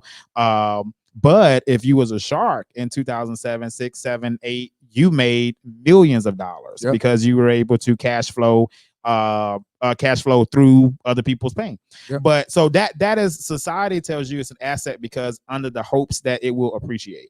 But if that house does not appreciate, it is a liability because you got mortgage insurance. Oh, and the other asset is the tax credit that you'll get. Right. But I mean, depending on your makeup, if you don't have any capital gains and stuff like that, I mean, it's not, you're not getting a whole lot of benefit. You just of a credit because you can't really pay a whole lot anyway. I mean, if you're talking about 150, 100 and $200,000 house. Now, if you got a multi-million-dollar house, then you're gonna get a good deduction and a good credit from your withholdings, taxes, and all that. And talk to your CPA as far as all that other stuff. But that's what society wants you to believe, is that if you buy a house, it's an asset because it's supposed to appreciate, and then when you get ready to sell it, you're gonna make all this money. But that's not a guarantee. Yeah, so I guess it kind of feeds into that American dream, right? It definitely feeds into that narrative. Dream. Yeah. So so segueing from that, right? Another thing when it comes to like financial literacy, and this actually applies to both, and it actually was kind of mentioned when it comes to business or investing, is learning the art of compounding. You know what I'm saying? And knowing, and this is like one of the truest things. That this is one of like the biggest truths when it comes to like starting from seemingly or virtually nothing. You know what I mean? I've shown Raymond my benchmarks and what I'm looking to do every time. So it's like when I'm making my investments, it's like or my trades, this is the move I'm making. And like I said before, like my trades are with the goal of creating more investments, not to just continue trading. But I'll probably be trading until the day I die. I'm not going to. Well, until I'm probably like, maybe if I'm blessed enough to see like 80, 90 years old, then I'll probably stop trading at that point. But whatever. Right, because it's something you love to do. It's fun. You know what I mean? It's fun to see that. But it's the art of understanding how to take, when you understand how to take $100 and turn that $100 into $200. That's something that we do with the car business. That's something that I do with the investment. That's something that all business, something that all entrepreneurs need to understand, something that all investors need to understand. When you understand how to turn $100 into $200, even if it was $100 into $150, eventually you're looking at, 10,000. Actually, let me just pull up my benchmarks, right? And just speak on it in facts, right? In actual numbers. So it's like, when you start with, let's say, a penny and then turn that penny into 2 cents, you keep going down the line. Eventually you get to where $2,600 can be flipped into $5,200, right? At some point, that 52 can be turned into over 10,000 and some change. You know what I'm saying? But at some point, pretty much those little numbers turn into big numbers, because once you understand the fundamentals of how to double your money, or even just get like some amount of return on your investment while also hitting that bottom line of getting what you put into it, then that will get you to, multi-millionaire status, where you can create that wealth. You can take your riches and create wealth. I'm at a point where it's like, okay, I'm trying to turn, let's say, 10,000. I'm not gonna give the exact number because I don't want y'all too much in my business. But it's like, if I can turn this 10,000 to 20,000, then eventually the 20,000 is gonna be turned into 40,000. The numbers get bigger, and it gives you like a sense of progress. You learn how to put more money on the line, but you learn how to not panic when you see it, fluctuating. You know what I mean? Because it's a scary thing to see, let's say, $500 go down, go away. I know we were talking, you saying like you're such a literal investor that if you see the dollars going down, it's like, I'm about to get my money back. Whereas like I'm at a point now, it's like, of course, through fundamentals, through technical analysis, it's like I know it's down now, but it should come back up. It should come back up. It's not a guarantee, but it should. The probability is pretty high for that. Right. But just understanding, like, as long as I'm able to just replicate the same thing and just build myself up to where I'm seeing more money go on the line for risk, right? Right. And managing my risk, having enough, like, just because I'm turning 10 into 20,000, that 10,000 isn't all that I'm putting up. It's not everything I have. Let me say that. I'm sorry. Let me say that the 10,000 isn't everything that I have. It's a percentage of what I have. You know what I mean? Maybe it's 20%, maybe it's 10%, maybe it's 50%, whatever. But I'm gradually building up my strength and my tolerance, my psyche for, taking risk, managing risk, seeing the fluctuation, and then knowing that, okay, eventually what was $1 turning into $2 is going to be 50,000 turning into 100,000. Right. $1 million turning into 2 million. 2 million turning into 4 million, whatever else. So having that mindset, you know what I'm saying? It doesn't matter where you start from, because you know how to double it up or just get 50%, 30%, 80%, whatever the number is. It doesn't matter. I think that some people just shoot for like too high of a goal sometimes, you know what I mean? Where they want a 300% return. They want a 500% return. It's like, bro, like, be manageable. You know what I mean? Be manageable with your goals. Yeah, setting good expectations. I mean, knowing your numbers obviously is key for any type of entrepreneur, especially depending on what you're trying to get into, right? You gotta know, people don't spend a lot of time, and this is just off the cuff, people don't spend a lot of time, learning the craft before they want to, like, you can't just jump in an airplane and say I'm gonna land it because I've watched TV. Right. I'm a pilot too. I forgot to say that. Oh yeah. That's right. I'm actually gonna do that. I wonder if they still have that Forces to Flyers, because I'm gonna hop on that where veterans can go through pilot school for free. Right. Hands down, man. You gotta. So if you want to be an entrepreneur, obviously your financial literacy, you got to get that up on game. You gotta understand your numbers. That's key. And just don't get lost in the minutia of thinking that I gotta like hit it big. Right. Just take those steps. Steve Harvey said it, I think the one of the most, I guess, simplistic ways to say it. If you can do something to where you can make $100 and you know how to do it, you can do it consistently, and you do that 10 more times and you got $1,000. Yep. And then you do that another 10, and it keeps going. You got 10,000. And it do what works. I mean, it's truly that easy. Yep. And I think that but for the most part, people don't look at it as it being that easy, because we think that it's some type of big epiphany that has to happen before you become a rich person. Yeah, people want that quick, that cheat sheet to life and financial literacy. I mean, because for me, one of the other things that I had to do at some point was just sit with myself and have that uncomfortable conversation, uncomfortable realization that, like, I'm spending too much money on bullshit. Like, I went and looked at my spending for the past like month, and I never forget when I looked and I saw that I had spent almost $1,200 on like just ordering Uber Eats and shit like that. And when I saw that, I'm like, it's a hard truth. $1,200. You know what I'm saying? Like, you have to understand how to manage, what you're doing, and then when it comes to the risk and reward, like, I think a lot of people, they want the reward, but they don't understand that you have to like you can't expect more than you're willing to risk. You know what I'm saying? Absolutely. Like, anytime I hop into an investment, I have to say, okay, if I lose it all, if I'm going to put $5,000 into this investment or into this trade, I have to be comfortable with knowing that I could lose this entire $5,000. I know that if I lose $1,000 right now, I have to be comfortable with that and know that I'm not going to lose my mind. And it's like, I need to assess whether I need to get out or stay in, you know what I'm saying? Right. And it's a part of that psychological development, that emotional maturity, you know what I'm saying, with that. Because, even just with that little bit, right? Having money affects the fuck out of your psychology. Like, I feel a hell of a lot better when I know I got this much buying power. I got this money I can withdraw right now. This money I can withdraw right now, and it's like I'm straight. Like, I know that I can buy, let's say, guns or clothes. I don't really buy clothes like that unless it's like something I just. But just see, you know what I'm saying? You got that. Yeah, you got that whole vibe of things are more accessible. Yeah, for sure. And people got to understand, like, you have to actually, let's actually bring it to that, right? Sure. Not only is it important for us, but it's important for our spouses, our partners to understand financial literacy, Mhm, right? mhm. So it's like, what does that mean to you for Mhm. a partner to understand financial literacy versus somebody who doesn't, especially with you being an entrepreneur and Mhm. an investor? I think that so I'll preference this. My wife is not an entrepreneur. Mhm. My wife is not an entrepreneur. And I think that you got to be okay with people where they are. Right. And you have to acknowledge whatever strengths that that person has.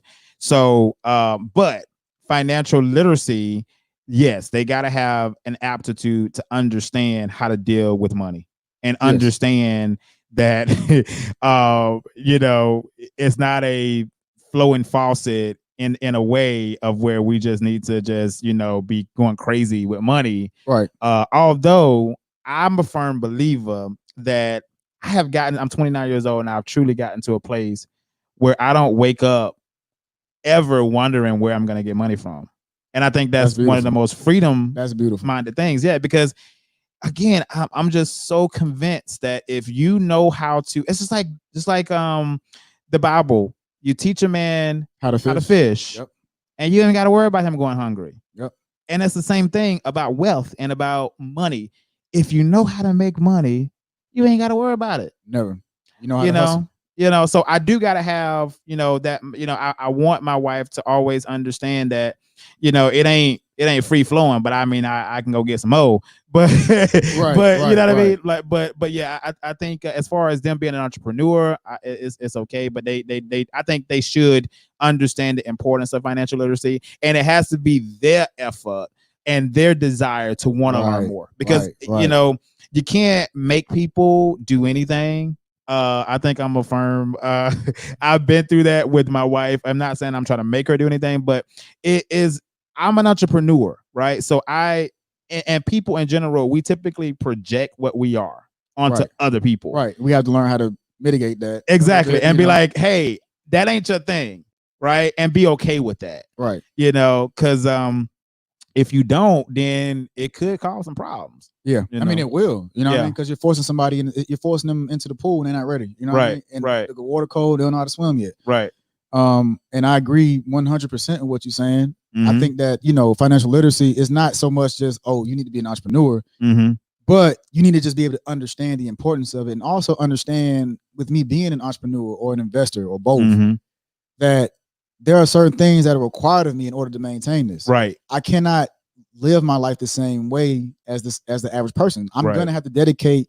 There are gonna be nights where I'm gonna be just up researching something. I think my wife I think if you was talking to her right now, she'd be like, "Yep, I get that." Yeah. Because it comes to a point to where you're right. They gotta accept that. Yeah. Like if it's gonna be good, because entrepreneurs, we literally, it's almost like a kid in a candy store when it comes to ideas. Yeah, it is. I mean, I don't know, shit, since the first idea, I mean, we've had so many ideas where we just reciprocate mm-hmm. that, mm-hmm. okay, but how far you want to go with this? What else can we do? What else can we do? What else can we do? Okay, what about this? What about that? And I mean, it's beautiful when you're in that space mm-hmm. where you can bounce it off of somebody else and mm-hmm. you can multiply in that sense. But it's also beautiful to have somebody that's saying okay, I get it. Mm-hmm. This isn't me. I'm not going to impede you from what you're trying to do. Right. But don't try to force me into it, because awareness, enlightenment, whatever the fuck we want to call it, wokeness, it has mm-hmm. to come to people on their own terms. Right. It has to come to people on their own terms. It's like waking up to an alarm clock versus waking up on Sunday just because you ready to get up. Right. 100%. I mean, and that's just how I see it. So I think that's really it. I mean, I actually see it the same way. Mm-hmm. So mm-hmm. So how do you plan on teaching your children financial literacy? Number one, they're gonna read Robert Kiyosaki's step book. One is that Rich Dad Poor Dad. The second is just trying to continue to drive home the assets and liability, and understand and allowing them to understand the freedom and the desire of opportunity, and understanding opportunity, and using what you have to get to where you want to go, and not necessarily using the knowledge from grade school, or just basically paying attention. Yeah. And learning how to take an idea and monetize it. Yeah. But then taking it to another step of, okay, if you monetize it, how does that impact your time? Right. And so I think really what I want to teach them is just being, I guess, hopefully it's by being an example. Yeah. And them seeing their dad making those sacrifices, but also making like good decisions to where when I make a decision of starting a business and getting it set up, then they can see daddy's at home. Yeah. And money is here. Still coming in. Yeah. And you know what? And actually you've even helped me with that, just as far as like taking that leap, right? Just knowing that, like, I remember, what was it, like kind of late last year, just seeing how, like, okay, man, this like just like, damn, what he got how many car lots right now? You know what I'm saying? Before at that point before it was 3, reducing it, you know what I'm saying? Before like concentrating everything. And knowing like, okay, well, I know you're doing the real estate thing. Dang, you got this going on too. Just seeing like, and then even with the podcast, just saying like, okay, I'm just about to start.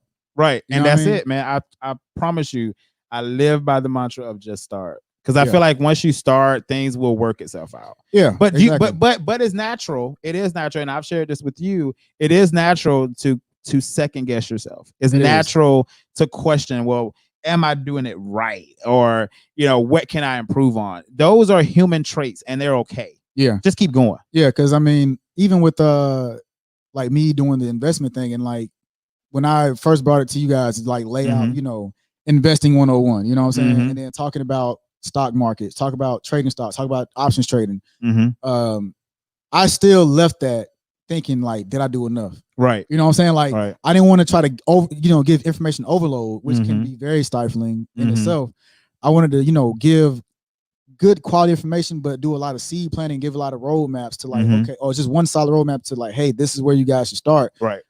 And that was a big jump for me. But then I've also been tasked by my daughter's mom, just like she's been putting on me to say, hey, you need to make a video course. You know what I'm saying? Right. Absolutely. And I'm like, and that's dope. I kept saying, I'm just like, I don't know. But she's also an entrepreneur, building up her business right now. So, we're gonna wait for her to actually make her debut. Right. Absolutely. Yep. But and I think that's that fuel, man. Yeah. And that's another thing that just we gotta say. Be around people that influence the positive aspects of where you want to go. Right. You gotta stay connected. You gotta stay plugged in to the source, and that source is people that are like-minded that will motivate you to continue to push yourself. Yeah. And I think that some of the values that I've learned over time is like, one, you need a thinker, talker, and doer. You know what I'm saying? You can become all three, but you have to realize where you have to brush up on that skill. Right. But it's like you need somebody that can think, that can come up with the ideas, somebody who can talk as far as your marketing. You need somebody who can do, and it's like that's the execution. That's the whatever. Absolutely. No, yeah, you're 100% right. And like even when we talk about like the you bringing us into the business, or mainly me, but it's been brought to others within our circle, or me bringing the investments into y'all's life. It's like, doing things alone is a terrible idea. Like even with my investments, I'm a part of another community. You know what I'm saying? We created a separate community within just our circle. And so just understand that like going about it alone slows you down, because 3 minds can do 3 times more, if not 12 times more than what 1 mind can do. Because not only are you having people doing their own research, they have their own ideas, you're inspiring each other. You know what I'm saying? Like, that's why I feel like there's no bad idea. Cause like what I can say, like how we have in these conversations, like I can say one thing that inspires you to think of something else. And then you say something that inspires me and something I wasn't even thinking about, but we're building off of each other. You know what I mean? Iron sharpens iron, man. Iron sharpens iron. You know what I mean? So, that's just what it is. Yeah. I guess to answer that question too, like along with, the rich dad, poor dad, or just being the example for my kids. But what's your plan? It's really driving in the human factors, you know what I'm saying? Because I'm big on that, like, because for me, like, spirituality is supreme. Like nothing matters before that. So dialing, like, what is like a direct derivative of that is just learning what it means to be human, what it means to be me, you know what I'm saying? And seeing me and everybody else. So that's why like certain things like money or politics or religions or material things or just like whatever else, like that stuff doesn't matter to me that much. Like it really doesn't. Jobs don't matter to me that much. Like, of course, or like sex, whatever else, like that stuff, it matters, but it doesn't matter. You know what I'm saying? I get where it matters and how it matters to enough of us, but it doesn't matter but so much to me. Gotcha. So I want to teach, or I'm going to teach my kids how to just be the right type of person first, because I feel like once you've accomplished the human factor, you know what I'm saying? Once you've made those achievements within that, it bleeds into everything. It permeates into everything else that you do. Like I mean, this is a little bit off topic, but still relevant. When I was having my son, I wanted to have a daughter because I had at least been around to see my sister being raised. You know what I'm saying? Like my sister, we're 8 years apart. So I was a little bit more comfortable with that. I was comfortable with women. I didn't have a dad in my life. I didn't have a consistent and favorable or positive male role model either. So it's like I had no idea how to raise a boy to be a man. I'm like, shit, I'm still learning. You know what I'm saying? Right. Granted, your 20s are still, life is still full of learning, but it's like I don't know. I just kind of learned things along the way. You know what I'm saying? And sought out information. But then at some point I realized I don't need to know how to turn a boy into a man. I just need to be just better myself. Right. Just be the man. And once I better myself in every way that I know, as far as the human, it'll bleed off into me being a better father. It'll bleed off into me being a better investor. It'll bleed off into me being a better friend, spouse, whatever else that is important. You know what I'm saying? Right. Just remove the identities and just say, okay, how can I be better? You know what I'm saying? Just looking at the I am this, I am this, I am that. Right. And having that positive talk with yourself and being real with yourself. You know what I'm saying? Right. So that's what is going to be like primary. Yeah, that's definitely. I don't want no spoiled ass rich kids. You know what I'm saying? I know, right? You got the entitlement issue. You know what I mean? Yeah. I'm entitled to this, and so yeah. You want to take a break? Yeah, man. Let's grab one. Let's grab one. This light over here is bright as crap. Hey, what's up, family? I'm Raymond, and thank you so much for your support of New Wave Real Talk. As I said before many times, this channel is for us, by us, everything Black culture. So if you're liking what you're hearing on the show, let me know by dropping a comment, smash the like button, and let me know. Also, if you're watching the show and you want to be a featured guest on the show, hit me up. The email is in the description, wherever you're finding this video, and let's bring you on. If you got something positive to share regarding Black culture or just culture in general, you're welcome. You're welcome here. So know that. And I'll be right back.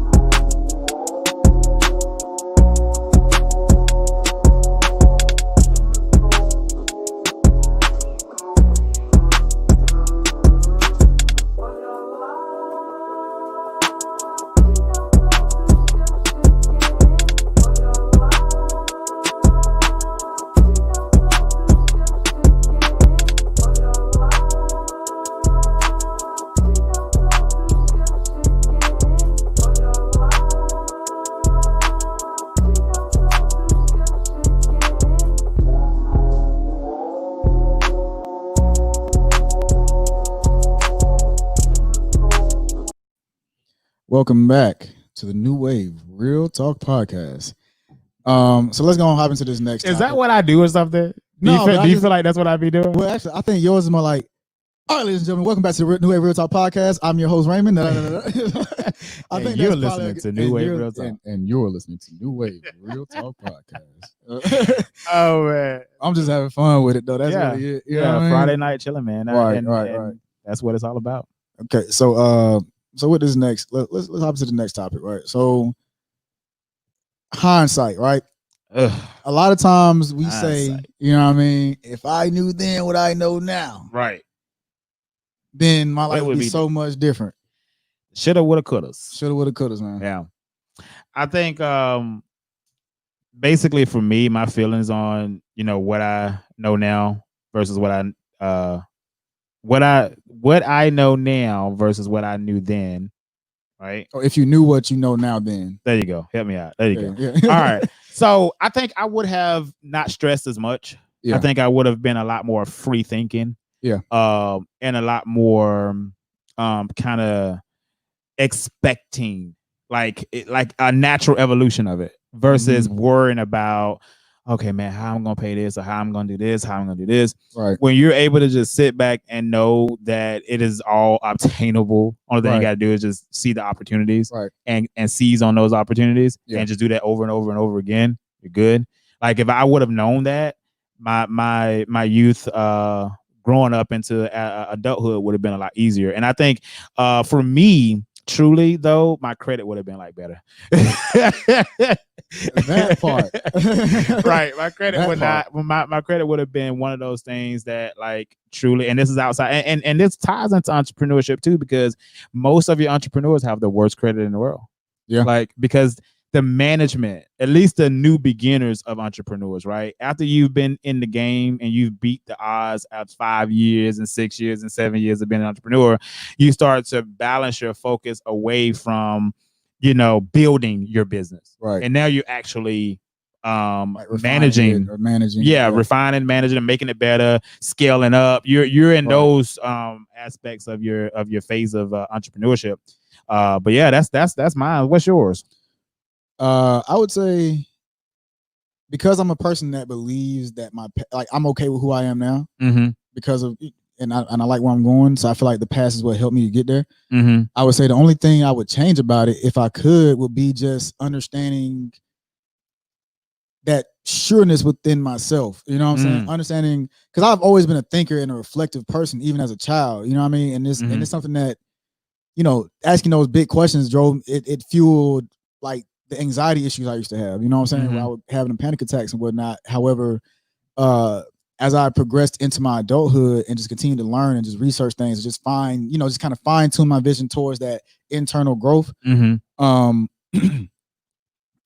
I realized that's the only thing I could have given myself back then that I think would have given me the right type of change. I wouldn't change, oh, I wish I would have had kids later, or da da da da. It's like, fuck all that. Like, just be more sure of yourself. Understand realization and actualization. You know what I'm saying? Because that's how you create anything in life. Like that, that's the difference between understanding the value of time versus, asking somebody else how much your time is worth. Because when you're working for somebody else, they're telling you, like, yeah, an hour of your time is worth $20. It's worth $8, $10, regardless of what the fuck you got going on. They telling you what you're worth. You know what I'm saying? To them. Yeah.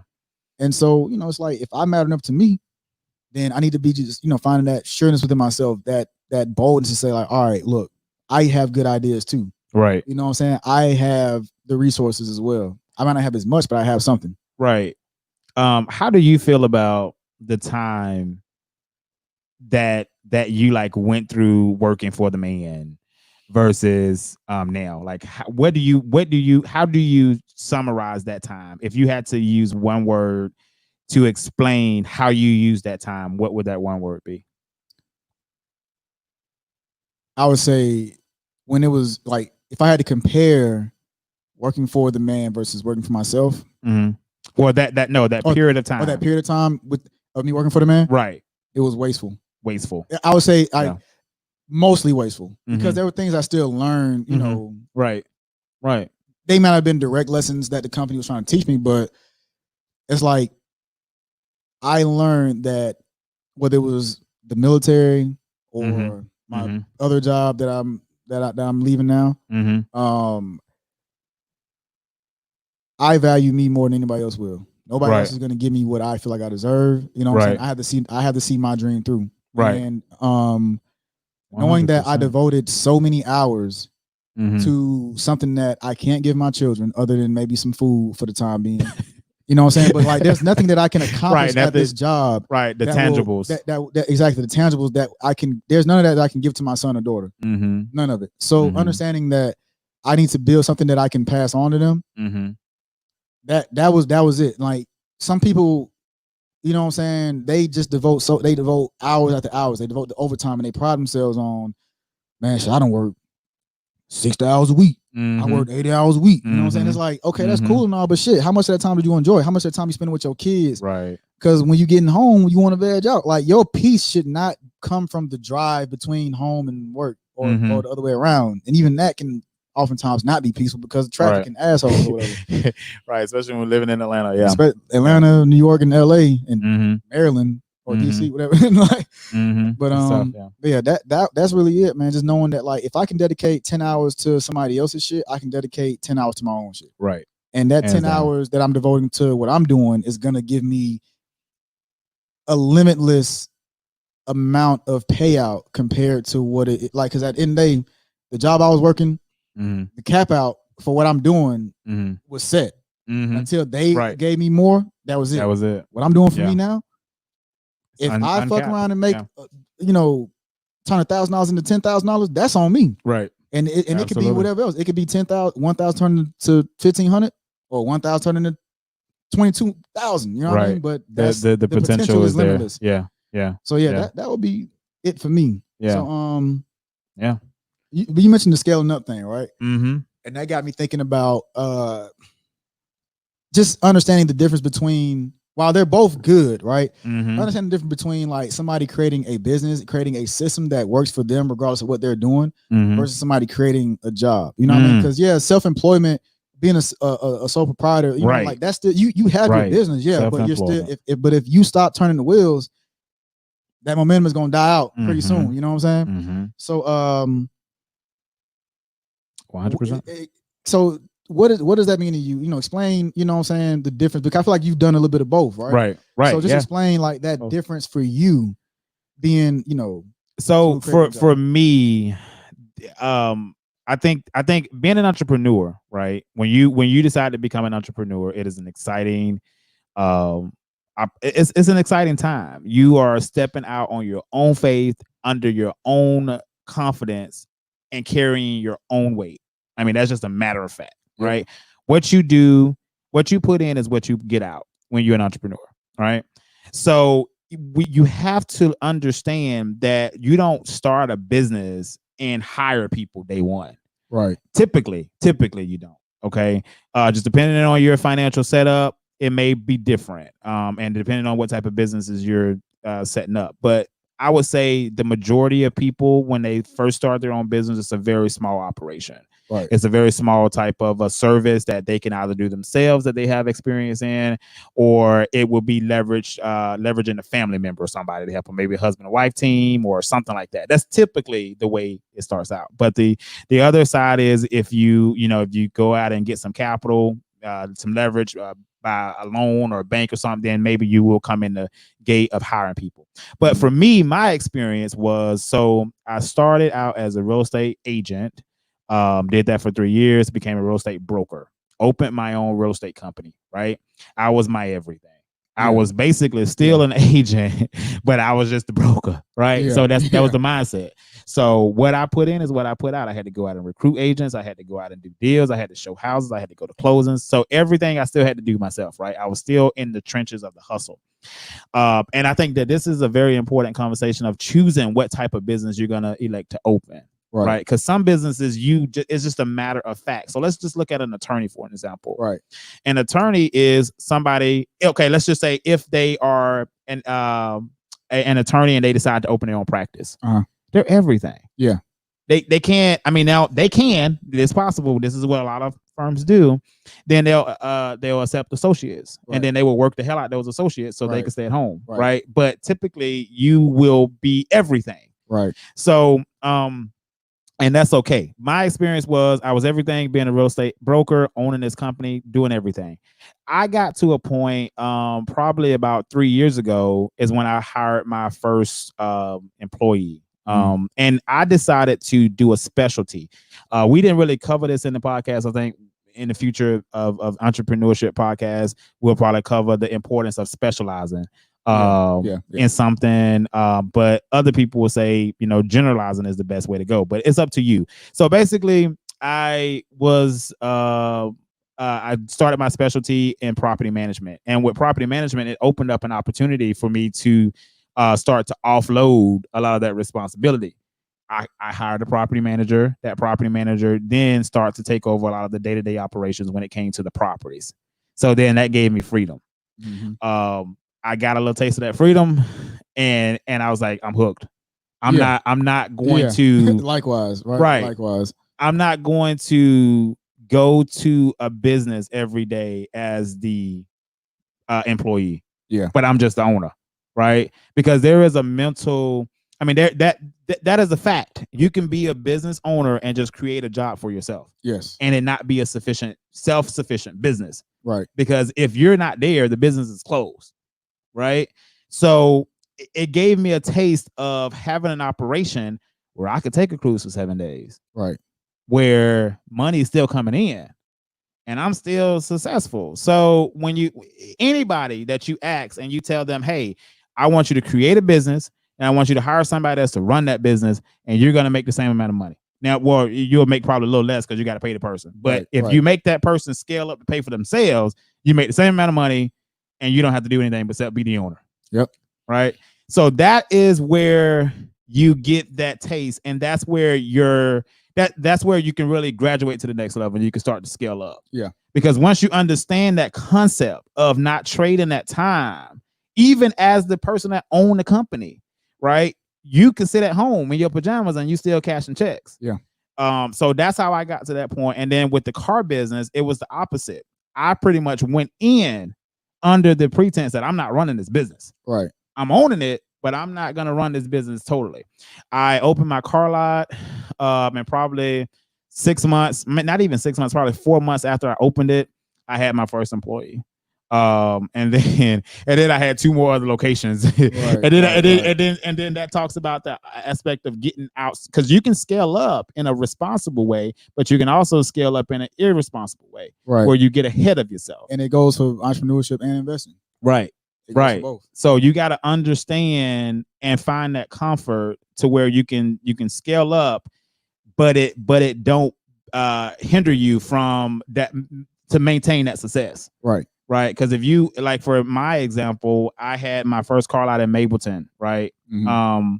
And then I went to Phoenix City, Alabama, which is where my current car lot is now. Mm-hmm. And then I had another lot in Enterprise. So I had 3 car lots. And guess how long I had been a dealer? 6 months. But here's the thing. And the reason I did that was because I was an entrepreneur. I saw the opportunity. And this was the opportunity. Hey, I take $10,000 and I buy 8 cars. I take that 8 cars and I do what you just talked about, compound.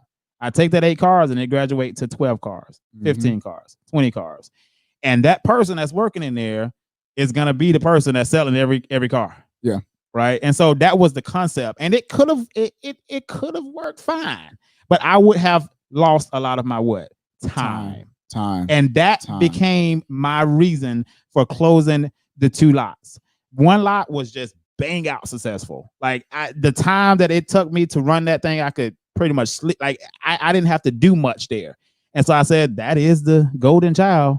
Yeah. That one will remain. Yeah. The other ones will be consolidated. And all of the effort now will go to Phoenix City, and that's where I am. Yeah, and speaking of that, is like, I think what freedom looks like for me is when I can reduce the time, because at the end of the day, it's like they all require time and work. Absolutely. You're not going to create a business. Is that you're not going to create a business and not put time in? It's impossible. So it's like there's work in there regardless. But the thing is, you're working to reduce the amount of time you spend, but increase the amount of money you make. Absolutely. It's like they're literally happening simultaneously. Mm-hmm. You know what I'm saying? And like you said, with the just understanding that risk and understanding how to turn it in one bit of money into another sum of money or whatever.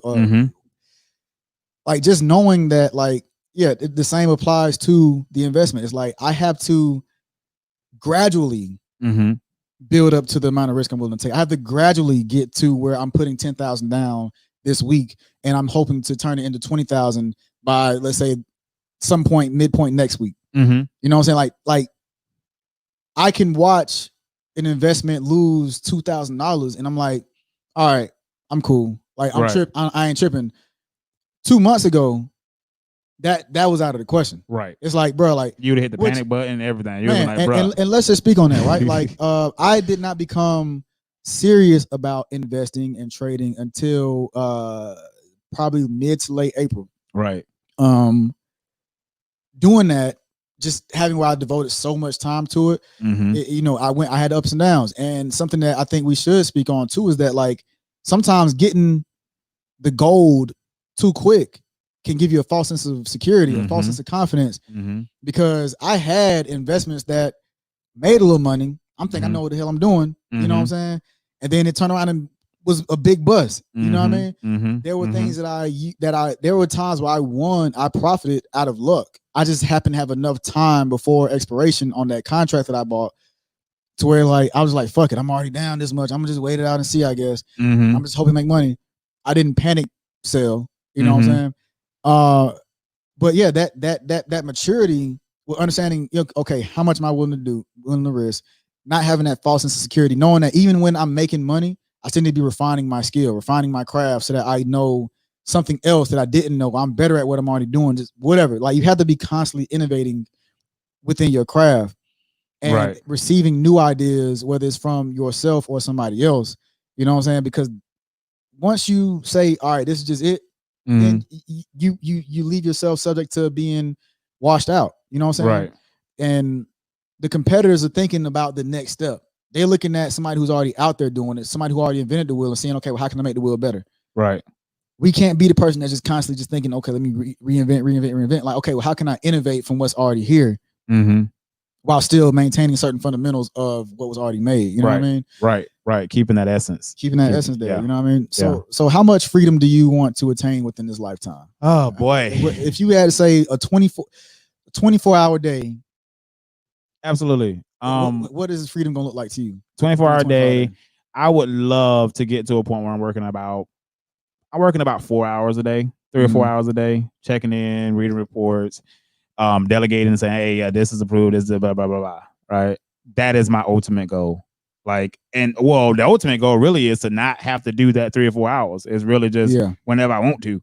Yeah. I got, I have the mansion, we'll have the gates and everything. They just pull up, Mr. Riley, this is what I need you to look at. And boom, I'm in Cabo, or I'm in Turks and Caicos. I'm chilling. Yeah. Little Ethan running around, looking like little Bubba, and you know what I mean? Just straight chilling. Like that is where I want to be. I like that. Yeah. And that's pretty similar for me. If I can reduce it to less than 4 hours a day, then I will. Right. I mean, but that's also why I have such a liking towards investing, because it creates an opportunity where it's like, okay, I can just put the money here and let it be made. Right. Let the money work for you. Because I'm like, money can work way harder than I ever will be able to. You know what I mean? Somebody is in college right now and they're devoting 4 years of their time for the possibility of getting a couple tens of $1,000s every year. You know what I'm saying? Right. And when 100%. You know that you can generate 10,000 plus in a month, you look at life a little bit different. It changes like Jazz was saying, when she saw that she was making some serious money in college. Right. And typically, campus, people's stories are when you got this entrepreneurship bug, the advice is never just quit your job. Right. It's never that. It's never quit your job. It is you do it as a hobby as much as you can until you start to exceed what you make at your salary. Right. And now that's the confidence that you can build upon to say, hey, I know what I'm doing. But you're able to consistently do that for at minimum 6 months. Right. At minimum 6 months. I'm a firm believer on anything you do and you want to take it serious, you got to give it at least 6 months before you can really step back and say it works or it doesn't. Yeah, because there's the quantity of time and the quality of time that you devote to that. Some people feel like, okay, I can just read a bunch of shit, listen to a bunch of videos. It's like, no. And now I'm a genius. Focus on that one thing at a time, master it, and then move on to the next thing. And that's really how it happens, because there's nothing wrong with going to college. There's nothing wrong. Like, however, I'm not pushing my kids to go to college. Like I'm just not. But if they want to, it's like, cool. Go about it in a means where you're not going into piles of debt. Right. To get a job. You know what I'm saying? Because you could have gone for a business loan. You could have built you some credit and gone for a line of credit. Right. You know what I'm saying? To start your own business. Just get you a little job somewhere and do that and build your own shit. You can learn from the job that you're working. Right. And see what, but my thing is, like, as long as you're driven in a direction, then you can always change your course. Right. You can realize, like, okay, well, and I like to use my analogy of being out in sea. It's like, if you have a boat that's just out in the middle of the ocean with no direction in mind, just kind of letting the tides take them, eventually they're going to run out of fuel and they're going to sink. They're going to run out of resources. But at least if I'm saying that I want to go from Georgia, the coast of Georgia, to Europe, I get to Europe and realize this ain't where it's at for me. I'm gonna go to Africa, or I'm gonna go to South America, Australia, wherever else. Then I can do that. I can see, okay, here I am in Europe. What can I get from this? Right. And how am I going to get to the next destination? Right. And what did I learn along the way to Europe? Right. You know what I'm saying? Mm-hmm. So having some kind of direction is always good. Mm-hmm. It's just, don't be a lost sheep out here. Right. Just drifting around. It's just saying, well, I ain't trying to work for nobody. Okay, but there's nothing wrong working and knowing that you don't work for nobody. Right. Just build your direction. You know what I'm saying? That's it. But do you have any final thoughts before we close this thing out? Man, I'll tell you, my final thoughts is anything I said have inspired somebody to, take that leap. Right. And just get started. Yeah. Just get started, man. Right. That's it for me, man. Likewise, man. I mean, we're going to keep this thing right under 2 hours. Yeah.